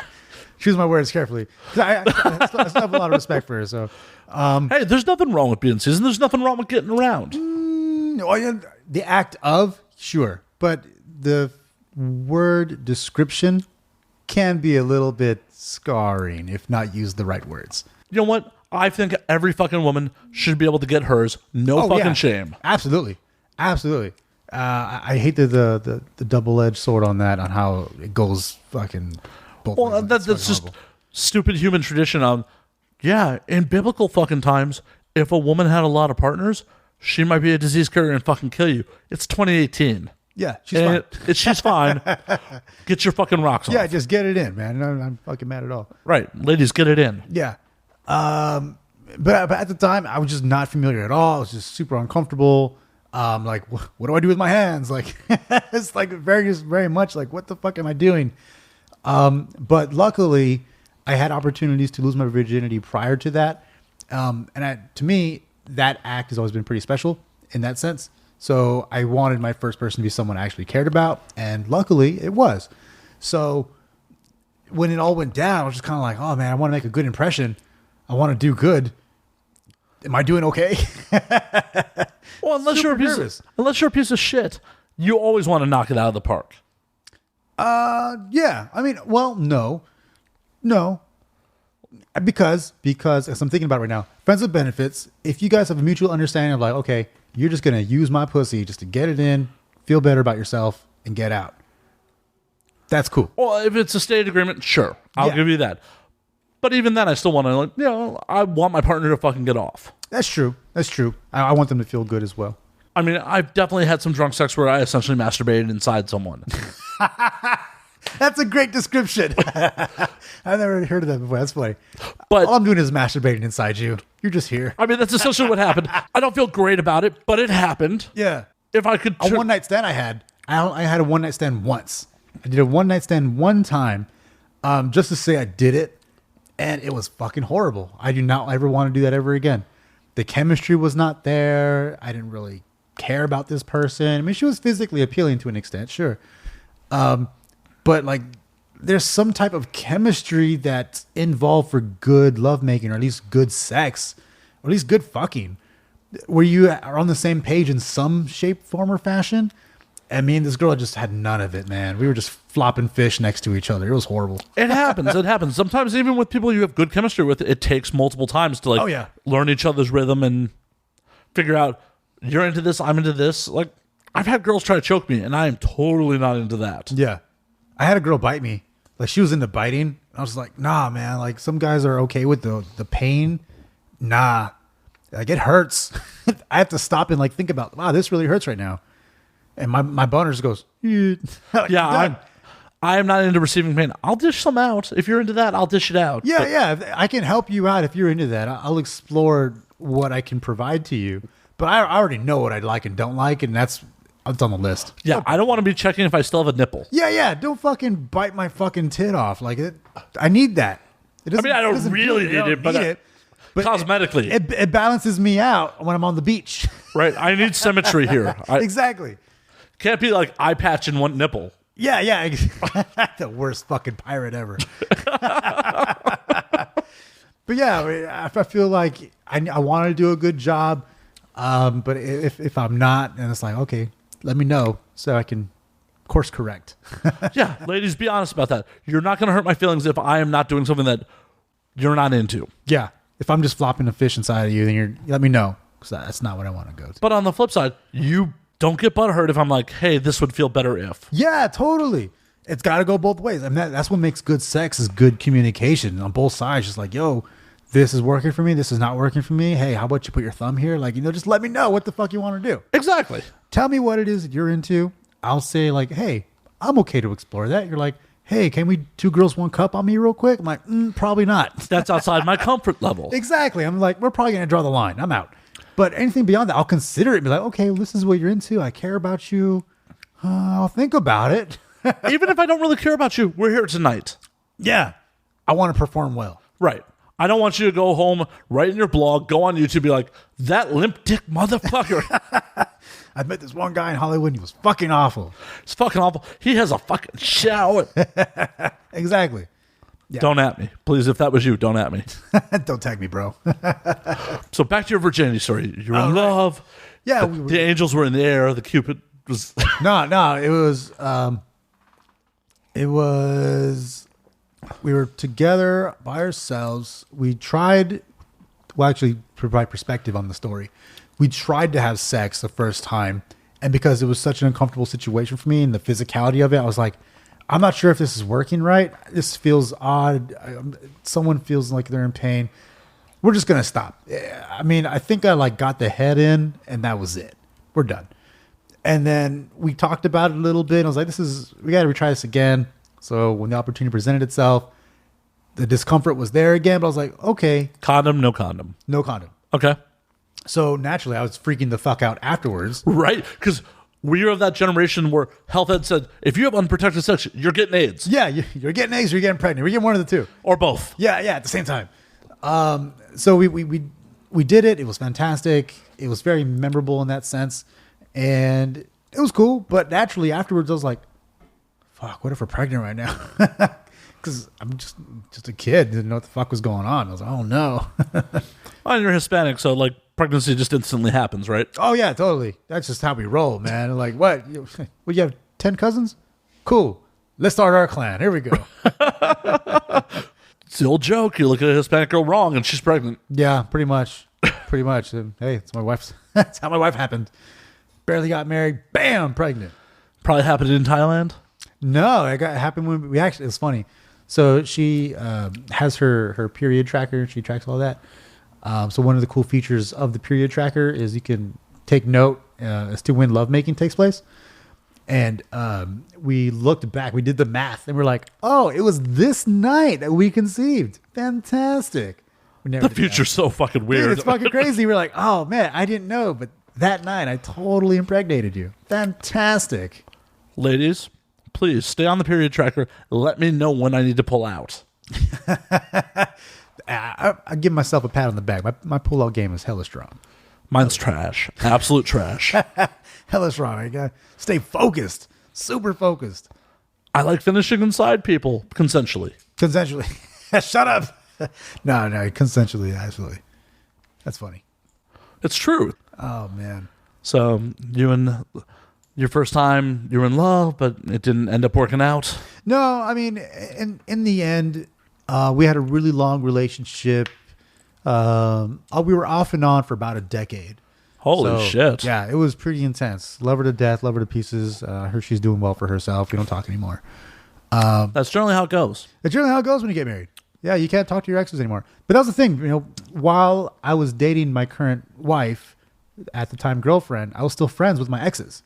Not because I was trying to fuck them, but because we were generally friends. Like we had, good times, and the laughter continued. They had their boyfriends. I had my girlfriend, but it was never weird. So it was like, okay, well, now we're just friends. We have history, yeah, but I respect my current relationship. She respects her relationship. That's where it's going to stay. But once we got married, I was like, okay, you know what?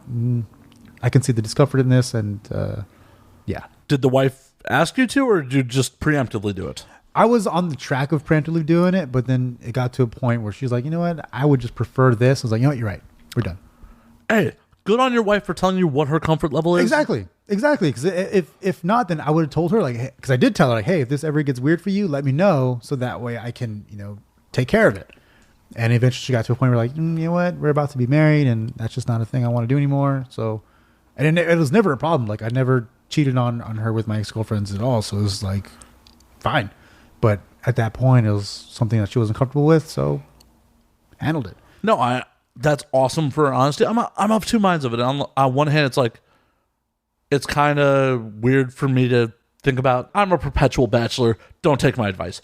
But on one hand, it's weird for me to be like, oh, my significant other's telling me who I can't talk to. On the other hand, it's really awesome that she was upfront and being like, I'm not comfortable with this. Yes, when she framed it that way. So I had an ex-girlfriend who was like, I don't want you talking to this other friend of yours because no. She thought that we were having a fling and she just wasn't comfortable with it in that sense. But it was based on absolutely nothing. We had no history, no nothing. But she was like, no. Well, and if there's no trust in a relationship, you might as well be cheating. Yeah, exactly. So at that point, that was a huge fight for me and the girlfriend at the time. And that's why it didn't work out. And, a plethora of reasons why it didn't work out. But that was one of them. And she just like wanted to say no, who I can and can't be friends with for whatever reason.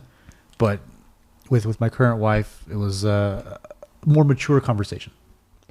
And that's fucking awesome. Yeah, maturity is awesome. To an extent. Some levels of maturity are awesome. Other times, I just fucking love a good Disney cartoon. So, I ain't even mad at that. Oh, Disney cartoons are really mature and really kind of racist if they're old. Oh, yeah, the 1940 ones, no doubt. It's like, oof. Yeah, dude, cartoons back in the day were fucked up, man. Like, Tom and Jerry would never exist now. Mammy, come on. Like, what the fuck? What the fuck? Now, society said it was cool at the time. That's so what it was at the time. People can't judge things that happened generations ago under the same looking glass that they currently are. Because, God, for fuck's sake, in the history of this young-ass country, if you insulted me, I slap you with a glove, we go outside and duel, society said that's cool. Yeah, that was fine. That was fine. If me and you went outside there and now I'm like, we're going to just fucking duel, the police would be called. Yeah. Like, wait, what's going on here? We're just dueling, as gentlemen do. Right. This is consensual, but we both got Glocks. It's cool. Yeah, we've cleared space. And they still would not allow it. Exactly. You can't shine the light of today on the past and be like, that wasn't right. No, that's what society was at the time. Yeah. I mean, it doesn't make it right for sure, but I mean, you can't say like everyone was fucked up. Like, well, they probably the fucking stereotypical racist grandma.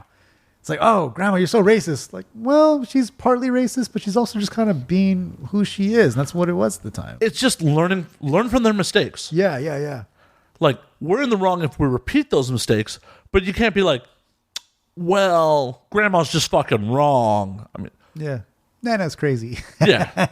Grandma is a product of her time. Yeah, absolutely. Yeah. And you just got to look at things in historical context. You can't just be like, no, this is how it's always been. Yeah. No, it has not always been 2018. Yeah. Fucking crazy. Dudes have not always been sliding into DMs with dick pics. Oh, man. Imagine if your grandma had that same thing. Imagine, like, women today having to explain sliding into your DMs to their grandchildren. Hey, you're going to have to explain to your kid in the near future. Man. Yeah, that's going to be awesome. This is how I got your mom. Slid into your DM. Yeah. You're going to have to explain to like, that is something that today's parents are going to... Tinder. It was great. This is something today's parents are going to have to explain to their kids, like how to properly slide into a DM. That's crazy, right? This is how you create a successful dating profile. Wow. Right? Like, look at these angles. Yeah. Damn, that's fucking crazy. Like, this is why I don't want to be a parent, because I don't know what to say. How do you lead that conversation? How do you have a successful dating profile on Match.com? Right? Like, don't Snapchat nudes. They're not really gone. Yeah. Man. Yeah, and I'm looking forward to having a kid. This is going to be fucking amazing. What a great conversation. Yeah. I'm not afraid of it at all. It's like people are like, oh, like what? You got to be quaint and tiptoe around the truth. Fuck that. Yeah, fuck that. This is life, man. Saddle up, bitch. But it's such weird shit that like we've had to figure out on our own because there's no blueprint for fucking Snapchat, Instagram, DMs, No, not at Facebook, all. any of that shit when we were coming up. No. And now you're gonna have to try to impart that wisdom into your fucking kid, and then awesome. possibly have your kid be like, "Fuck you, Dad, you don't know shit." I'm sending dick pics anyways. Right? I'm sending dick pics as they work. That's not the truth, man. I'm gonna send this big veiny motherfucker. I want to know. Has there ever been a conversation? I think I had this on my podcast, Social Nuisance Podcast, where has there ever been a moment where a dick pic was sent successfully? I don't think so. Like, right? It's just like someone sent me an unsolicited dick pic, and I was like, that's actually kind of nice. Yeah, What's up, man? that's the part, the unsolicited part. Solicited dick pics definitely work. Really? Well, I mean, not personally. I won't. Not personally. Okay, well, I won't put my dick on the internet. I will not put my dick on the internet, but I also am hesitant to send a female a dick pic. Like, Oh, if you're sending it, it's on the internet. okay, cool. But, I mean, the penis is not attractive, man. Well, I have said this a bunch of times on air. I don't understand women, what you get into us at all. Yeah. Like the male form, We're not attractive at all, man. right? Yeah. I don't see it. I don't see it at all. Yeah. Boobs, hips, ass, all fantastic. But from a male physique, males are just not attractive, man. We are not good specimens. No, not at all. Like, hey, I love that you love us, but I don't get it. I just don't understand. But I'm not going to ask questions while you get on top. So I'm not going to ask questions. Right. Like what I do for you, you probably couldn't qualify what I see in you either. Facts. Oh, and that's just how we're fucking wired. Yeah.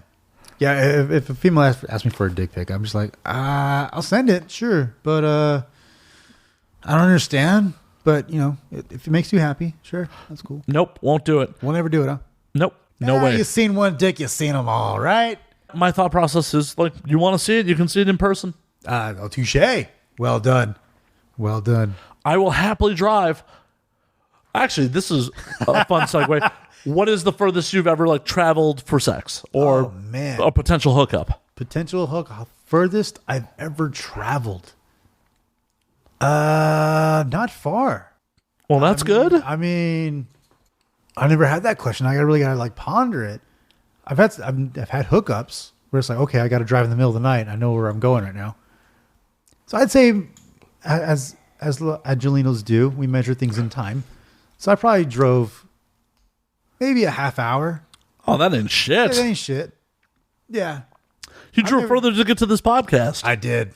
I'm not putting out, by the way. Just FYI, not putting out. Well, fuck. Yeah, I mean, half hour. I mean, yeah, not very far. Because anyone I'm looking to hook up with, I don't want them to be far. There's some beauty in the far hookup. That makes sense. What's the furthest you traveled? Oh, Plane ride? well, okay. So Was it a layover? Was there a layover involved? I mean, it wasn't explicitly for a hookup. It was like technically a long distance relationship. I traveled from Chicago to DC for a girl. Okay, that's for a girl though. But I mean, are you talking like for a hookup or for a girl? So for a hookup, Like a relationship? well, what I thought was a relationship was not a relationship. Okay. It started in retrospect, it was definitely a hookup because she had a boyfriend that she did not tell me about until That's quite the asterisk. so we met at like a party when I was out visiting some friends in DC. Yeah. And like it became a long distance thing. So I thought I had a friend who worked for United at the time. He's like, yo man, I'll hook you up. I'll buddy pass you. You want to fly out to DC this year? I'm like, fuck yeah. I'm in. I'm in. So went out to DC this year. And the first trip, like we'd never left the hotel. Yeah. We just hung out in the hotel like for like the whole weekend I was there. Nice. It's good times. Flew back to Chicago. Things were good. Things were good. Things were good. Fly out to DC again. Get a different hotel. One thing's leading to another. She puts the brakes on like, hey, I gotta tell you something. By the way. I'm like, what the and like in my mind, like this is my long distance girlfriend. Yeah. She's like, I have a boyfriend. I'll go if you want me to. I'm like, my dick's hard. No, I don't want you to go. Get on this right now. I'm 18. Like, my dick's hard. Yeah. Priorities. We have a very nice weekend, and, we went about our separate ways for quite some time. So what I didn't really think was a hookup, essentially was a hookup. Yeah. Just flat out. Your intent, like, I'm traveling right now just so I can go have sex because they called. Oh, I don't know if I've ever told this one on air. I was a summer going into senior year of high school. Yep. I was a scandalous motherfucker in high school, by the way. I'll just preface this with that. An acquaintance of mine's girlfriend and I had been talking. Nice. She had just become a freshman at University of Illinois Champaign-Urbana, which is about 150 miles south of Chicago. That's quite the distance. And I'm like, I can roll down for the weekend. My guy is dating a girl down there. We're both going to hop the train down. My buddy paid for my ticket because I was a broke piece of shit. Nice. Because he had never been on a train and was afraid to be on a train by himself. Okay. That's a first. Sure. I'll take the free train ticket. I roll down there. I meet up with her. We're fucking around in the quad. It's always in the quad. And we go back to her room. And her roommate, and this is the first weekend of freshman year for her. Nice. Welcome to college. Her roommate's like, he can't stay here. Why not? I don't know. That's horrible. No reasoning. I'm like, I'm 17 and I have no place to fucking go. I end up sleeping in her closet. Hey, we've all been in a closet, man. We've all, if you've done life right as a man, you've ended up in a girl's closet. So I'm sleeping in her dorm room closet, and I have no watch. This is pre-cell phone age. I have no way to judge time. Yeah. I wake up a couple times. I snore horribly. I don't know how they fucking didn't hear me. Wow. And at one point, I hear stirring. I'm like, if I don't fucking get let out of this closet soon, I'm just gonna walk out. Whatever. Just fuck it. Fuck it. Eventually, she opens the door and my roommate's in the shower. She's gonna go to class soon. I'm like, all right, cool. A little more time in the closet. She eventually lets me out. Yeah, she let me out of the closet. We mess around a little bit. She goes to class. She's like, you can crash in my bed now. I crash out. And somewhere comfortable. Somewhere a little more comfortable than sitting upright in a fucking closet that was so small that I couldn't even lay down. Damn. And to give you an idea, my hair at that time was down in the middle of my back. Nice. Full-on scumbag metalhead. Yeah, full-on scumbag metalhead. I'm having the most vivid dream that I'm back in Chicago and I got to get down there to see this girl. Yeah. Her roommate comes in and disturbs me. I sit upright, look around. I don't know where the fuck I am. And I audibly where the fuck am I? Her roommate, who's wannabe sorority girl's busted. I'm like, she's in class, and I just went back to sleep. Nice. She came back, fucked around some more. Then her boyfriend, who was an acquaintance of mine, surprised her and came down. Oh, no. And then thanked me for showing her around, and hanging out with her and making her feel comfortable. Oh, that's kind of fucked up. I'm such a piece of shit. That's kind of fucked up. Yeah. Needless to say, they broke up. She's a lawyer now. I should have kept that going. Yeah. She's a lawyer. I'm rocking out. She's a lawyer. I'm a piece of shit podcaster. We're both doing well. We're doing awesome. But yeah, that would probably be the furthest I went for just I'm going to try to get some ass. Nice. That's quite a distance. You definitely went on that one. Yeah. And then most definitely. The next night I had to crash in my cousin's dorm room who was also down there, and then took the train back to Chicago. Damn. That's a hell of a story, man. It's just absolute shit show. Just fucking piece of shit thinking with my dick. My closet story wasn't so much being in a closet. Me and my best friend, who's still my best friend at this time, I've known my best friend since first grade. I was seeing this girl. He was trying to see her cousin. We got invited over to the cousin's apartment. We're all hanging out. This girl wanted me to sleep with her. I was not going to do it because I didn't love her yet. So anyways, we're just fucking hanging her out. And all of a sudden, we hear the cousin's dad come home.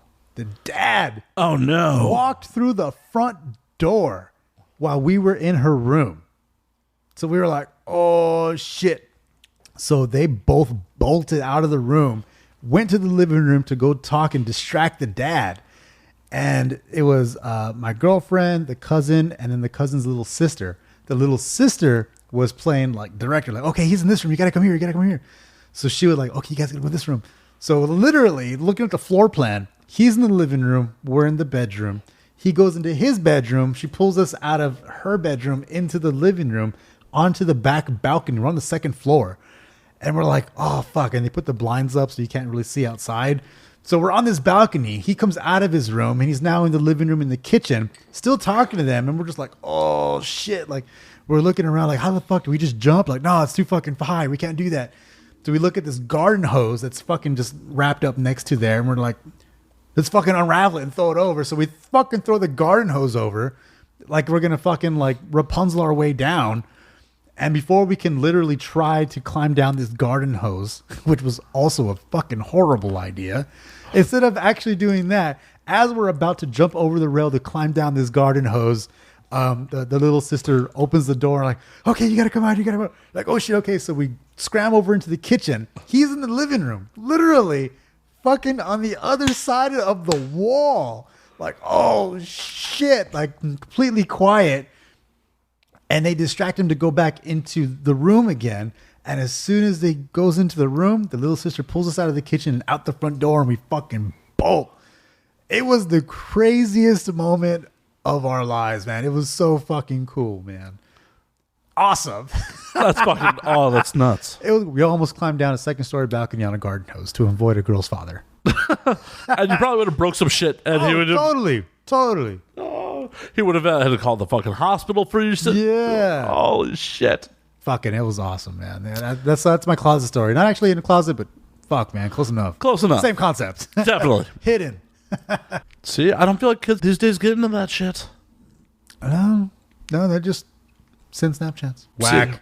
Whack. Absolutely. Just fucking get in there and get in some trouble. I feel like we were the last great generation because we were the generation that like had to play outside but also understand the fucking internet. We're the old millennials. Yeah, the old millennials, man. I saw an article not too long ago, but it's like old millennials versus new millennials. Where even like millennials, it's so precise in how the world changed so quickly that even millennials have a subgenre. Like we're the old millennials. We were able to fucking play outside, early 90s kids, born in the late 80s, early 80s, and know what the 90s were like.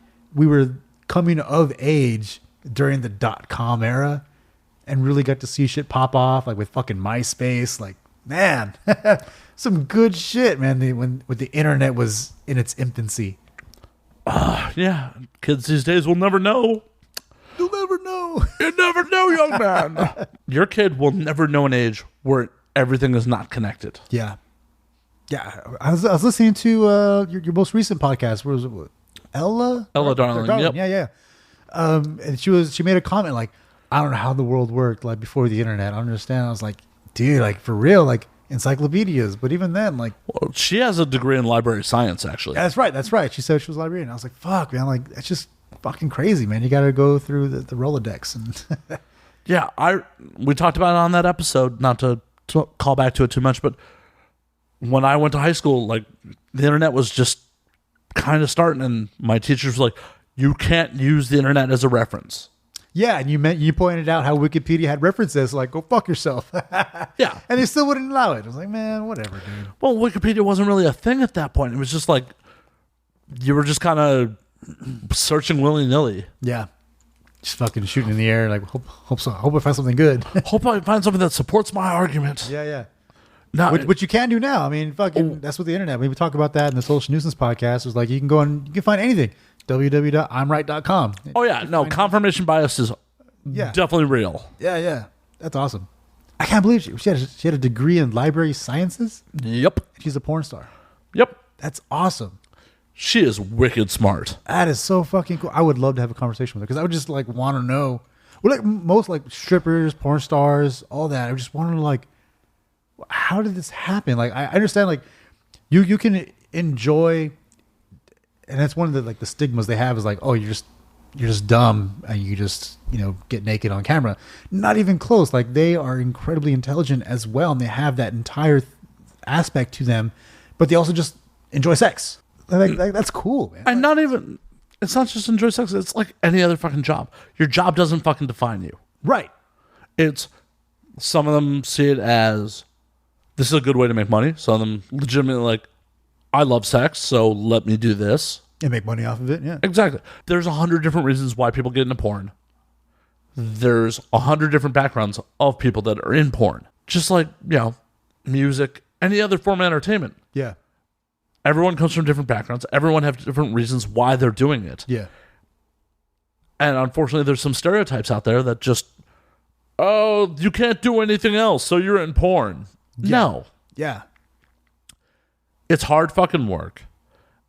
And it's crazy some of the shit that porn performers have to put up with. I can imagine. I've always wanted to be on set. I've always was just curious. It's not very glamorous. I know it's not glamorous, and that's why I'm curious to be on set, because I know it's very much like an actual like movie shoot. I don't know how fucking intense those shoots are. But when you think of like porn, like, oh, you're just film people fucking. It's like, nah, man, I know there's so much more into it, like the preparation, the aftermath, discussions, director. It's just so much going into just watching people fuck. But I'm just curious, like, wow, like I want to see that all like play out and coming together, and just like, fuck, that's crazy. I have a feeling you'd probably be pretty disappointed. Well, I know. Well, no, I wouldn't say I'd be disappointed, because I'm actually really fascinated with just the normalcy of things that you wouldn't expect to be normal, like a conversation with a porn star. Like, wow, like you're actually really smart. you would, because of those stigmas, you wouldn't anticipate that conversation. But I know that's where it's gonna go, and because people have such diverse backgrounds and such unique backgrounds, I know a lot of these people have fucking amazing stories of just how they live life and how they got into the industry, and just.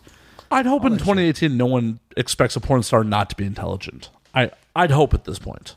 I would say it's safe to say all bets are off on just the human race, man. You never know. I mean, not to get political, but like Brett Kavanaugh, like, oh, you're a judge, but man, you're just an overgrown frat boy. Like, wow. It's just crazy. Well, yeah, because everything in life is about who you know, not what you know. Oh, yeah. Totes. Fuck yeah. Yeah. That's what still astounds me, especially in Hollywood, man. I mean, how fucking talented you are, but if you just happen to know the right person and they get their music in the right hands, done. That's another thing that I would want to instill in any kids I'd have, is like, hey, cultivate relationships. Oh, for real. Learn how to network. Learn how to be sociable. Realize like it's important. It's possibly more important than you actually being skilled. I would agree. In this day and age, everyone has the ability to utilize technology, but not everyone knows how to utilize a strengthening conversation. 100%. And for a fucking kid, like, the skills to be able to network but not be fucking slimy about it. Yeah. Because everyone knows the slimy ladder climber. Yeah, people can fucking pinpoint someone who's just being the insincerity of it. Yeah. Again, the genuine nature of someone, people can sniff it out. They know if you're not genuine, they know if you're not real, and they have no problem turning their back to you, because they can smell a fucking rat for sure. Yeah. Why would you not associate yourself with that? Right. Why would I expend any energy into someone who's just trying to use me? Yeah, absolutely. And that's why I try to approach everyone like yourself when I approach shows or booking agents. I try to be as sincere as possible and not come off as like spammy.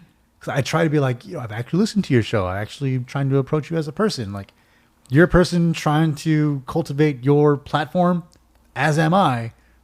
Let's potentially work together. Let's collaborate. Yeah, exactly. And we're not just like, oh, this would be a good place for me to promote myself. Exactly. And I've encountered people that hit me up with like the automated messages, the robot responses, like, you lazy fuck. Go fuck yourself, man. There is some fucking podcast that every time I post them on Instagram with the podcast hashtag will be the same automated message. And like the fourth time of it, I just respond to it like, thank you for the spam comment. Yeah. I have no problem calling them out like, fuck you, robot. Like, or even the person, like, I know you're going to see the response. You don't see all the automated responses that go out, but you see the times that your name is tagged. So if I tag you and say, hey, fuck you and your automated responses, you're going to see that. I hope you do, because you're being a lazy piece of shit. Go out there and actually talk to people. Get a fucking publicist if that's the route you're going to go. But don't get a publicist that's going to fucking spam people. No one likes spam. No. It's fucking horrible. I hate those Instagram comments, man. They're fucking the worst. Yeah, it's just like, I go back through my Instagram, and if someone followed me because of a post or something, and I followed them back because I thought they were interesting, Yeah. I will check week, 2 weeks later, see if they're still following me.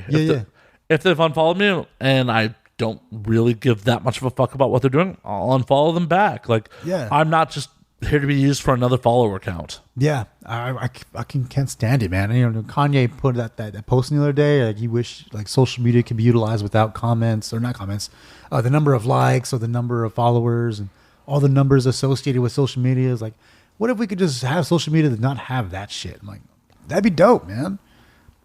Put us on a level playing field. I don't need to know that my like got 1,000 likes and shit, or got 1,000 comments or 1,000 followers.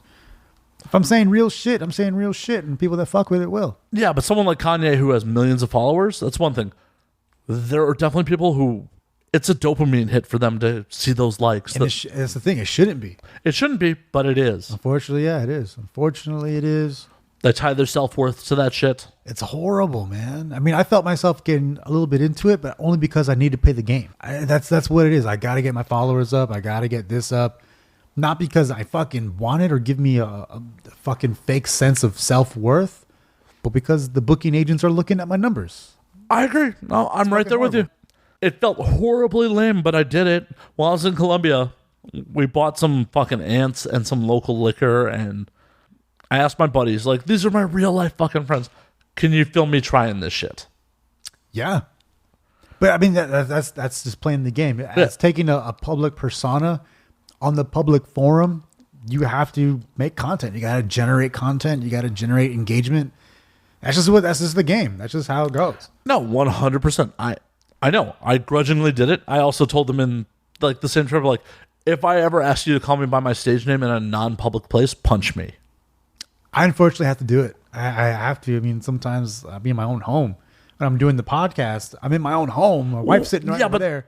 The podcast is a public place. Yeah, in that sense too. But if I go to shows, that's a public place. Okay. So like, if I ever asked you to call me by my stage name, like it was just like me and you hanging out. Oh yeah, I don't do that.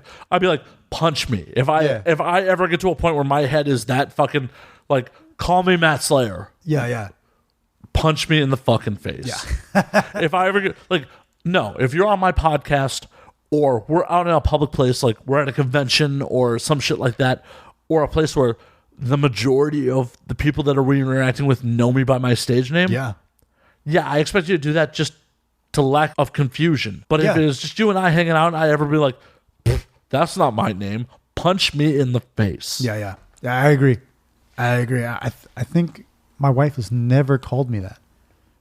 It's funny. Yeah, she's never called me Imagine. I don't think she's ever said. I mean, she says like, oh, reference like, oh, Imagine things, or like, is that Imagine, or you know? Yeah, that's well and good. Yeah. But if you become such a fucking douchebag where you demand to be known by your fucking stage name, fuck that. Yeah, fuck that. I was talking to a Suicide girlfriend of mine earlier today. Oh, I fucking love the Suicide Girls. Dude, OG fan of Suicide Girls. And she was like, we were talking about the Adult Swim Festival this weekend. Sick. And she's like, a bunch of my fans hit me up and like DM me and asked me if they could meet me there. I'm like, girl, you have 50,000 Instagram followers. You're kind of famous. She's like, I'll never get used to it. I'm like, good. Because if you ever get used to it, you'll probably be a douchebag. Yep. Because you'll probably expect it. You have that entitlement. Yeah, sure. The minute entitlement happens, the minute you expect that shit, fuck you. Which one is it? I don't need a name dropper. Oh, okay, fine. I'll tell you off air, but okay, cool. Because I've been fucking with Suicide Girls forever, man. Suicide Girls. I remember when I first discovered Suicide Girls, I was like, holy shit, what is this? This is amazing. And I would have trouble like explaining to people like, Suicide Girls, that sounds like really like dark. I'm like, nah, man, it's like what if Playboy evolved in a certain aspect where you kept like the artistic nature of these photos and had a good depth to these women that are just fucking amazing. Like the artwork, I mean, it's like it's art on top of art. They got beautiful artwork tattooed on them with the piercings or a particular hairstyle with their eyes. It's fucking beautiful. Then you take artistic photos of that. It's fucking beautiful as fuck. So I was way into Suicide Girls, man. You into Burning Angel as well? I've not heard of Burning Angel. What's that? It's alt porn, heavily tattooed porn chicks. Oh, no, I never heard of that. That's cool. Really? Wow. Yeah. No, I have to YouTube it later. Was it BurningAngel.com? Yep. BurningAngel.com. We'll check it out. That's pretty dope. Yeah. It's a site I occasionally do some work for, so. Right on. Burning Angel. That's what check that out. Yeah, it's, heavily tattooed alt porn girls. Okay. Like, Annabelle. Annabelle Peaks, yeah. Yeah.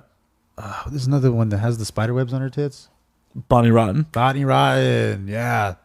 Both beautiful women. Both have shot for that site. Oh, yeah. Yep.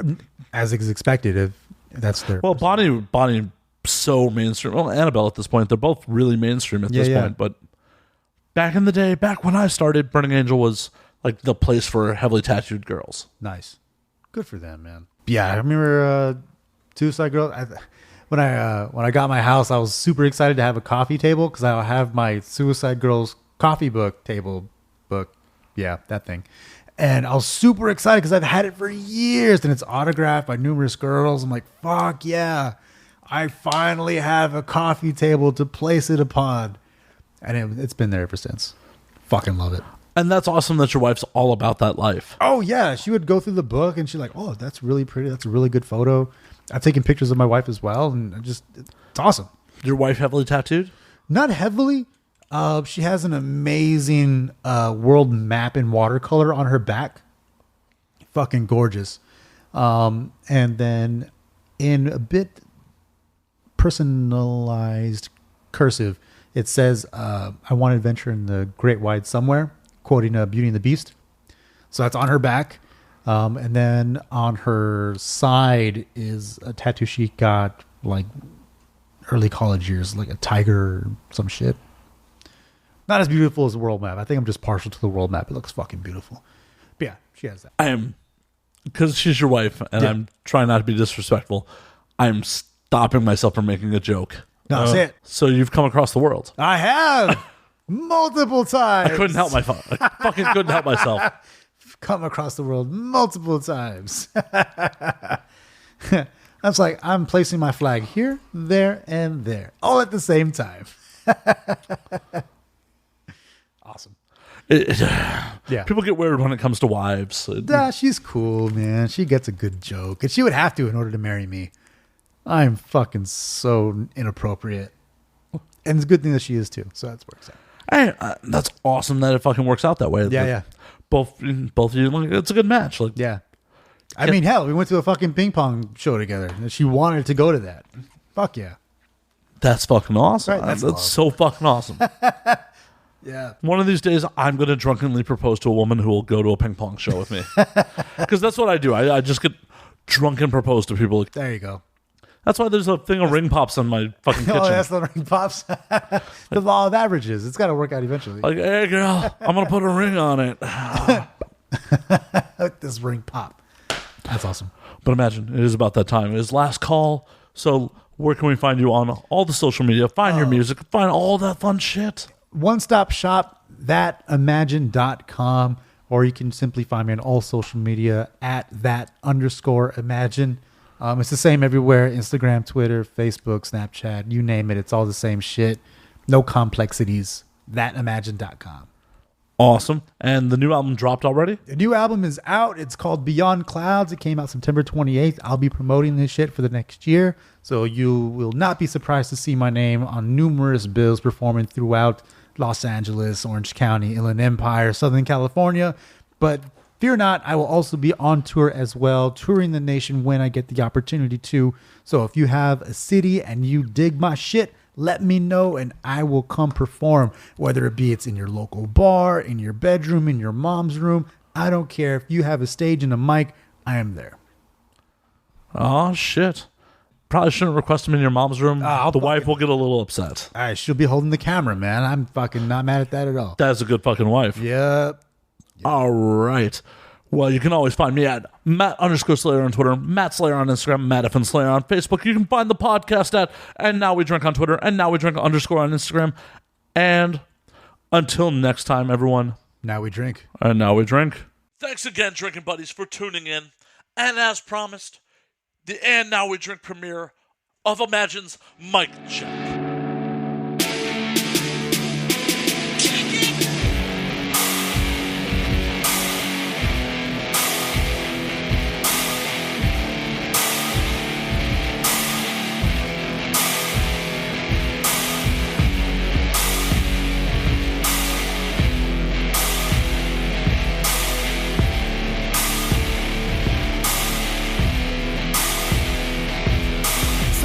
Back, have a seat, Imagine's back to kill the scene. Thought it fun and game shit, could've fooled me. LOL, haven't been this dope since Carson back on TRL, but still ain't no respect. Like I'm hip-hop's Dangerfield, had about enough, so this the moment that I kill.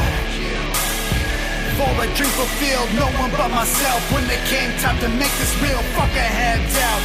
Fuck a go fun, fuck your shit talk and all that doubt from deep inside your life with your failure by design. Really wanting mine, crooked eye, cause I'm nerdy with an attitude. I know you fucking dig it, dude. Vulgar mixed with cartoons, that's coming with a 9. Remove the crown and place a cone, D-U-N-T-E. Class is now in session, but take your notes from me. Misdirect by intellect, sleight of hand by word of mouth. Still don't comprehend, like, what the fuck you talking about? Yo, pay attention right here. Lock my eyes and stare me square. I'm the fucking best you haven't heard. Flip the bird, yelling in the ear so you fucking hear me loud and clear. Mic check, mic check. Do you hear me? Do you hear me? Mic check, mic check. All up in your face, straight burning down the place with a mic check, mic check. Do you hear me? Do you hear me? Mic check, mic check. All up in the grill, so come and get your fill with a 1, 2, 1, 2. With a 1, 2, 1, 2.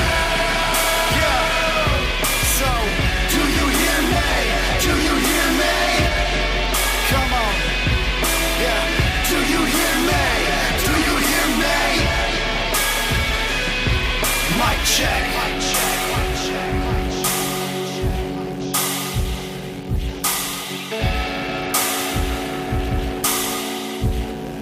Yeah. Frustrated night as hell every time I fucking fails, but every time I try again. Cause every loss is not the end. Deep breath, lift my chin, pound my gloves and go again. Everybody on your feet. Everybody look at me. I found the stage and came on it. Like my fucking name's on it. Send your best, nothing less when I call for it. It's your moment, come and get it, cause you were made for it. Spellbound, drown sound. Get the fuck up off the ground and show me what you got now. All of that aggression, man, let it out. All those times they doubted you, let it out. Every time you hesitated, let it out. All that fucking love inside, let it out. Out beyond the cloud, cause I'm a star like the sun. Let imagination run with thoughts that weigh a ton. Service to community by acting out through you and me. Envision my utopia and question how it ought to be. Recall the name, imagine if you will. Don't write it down, just remember skill. Synonymous and one and same, and don't forget the name. Imagine that it's fucking back and regulating game with a mic check, mic check. Do you hear me? Do you hear me? Mic check, mic check. All up in your face, straight burning down the place with a mic check, mic check. Do you hear me? Do you hear me? Mic check, mic check. Do you hear me? Do you hear me? Do you hear me? Do you hear me? Do you hear me? Do you hear me? Do you hear me? Do you hear me? Do you hear me? Mic check.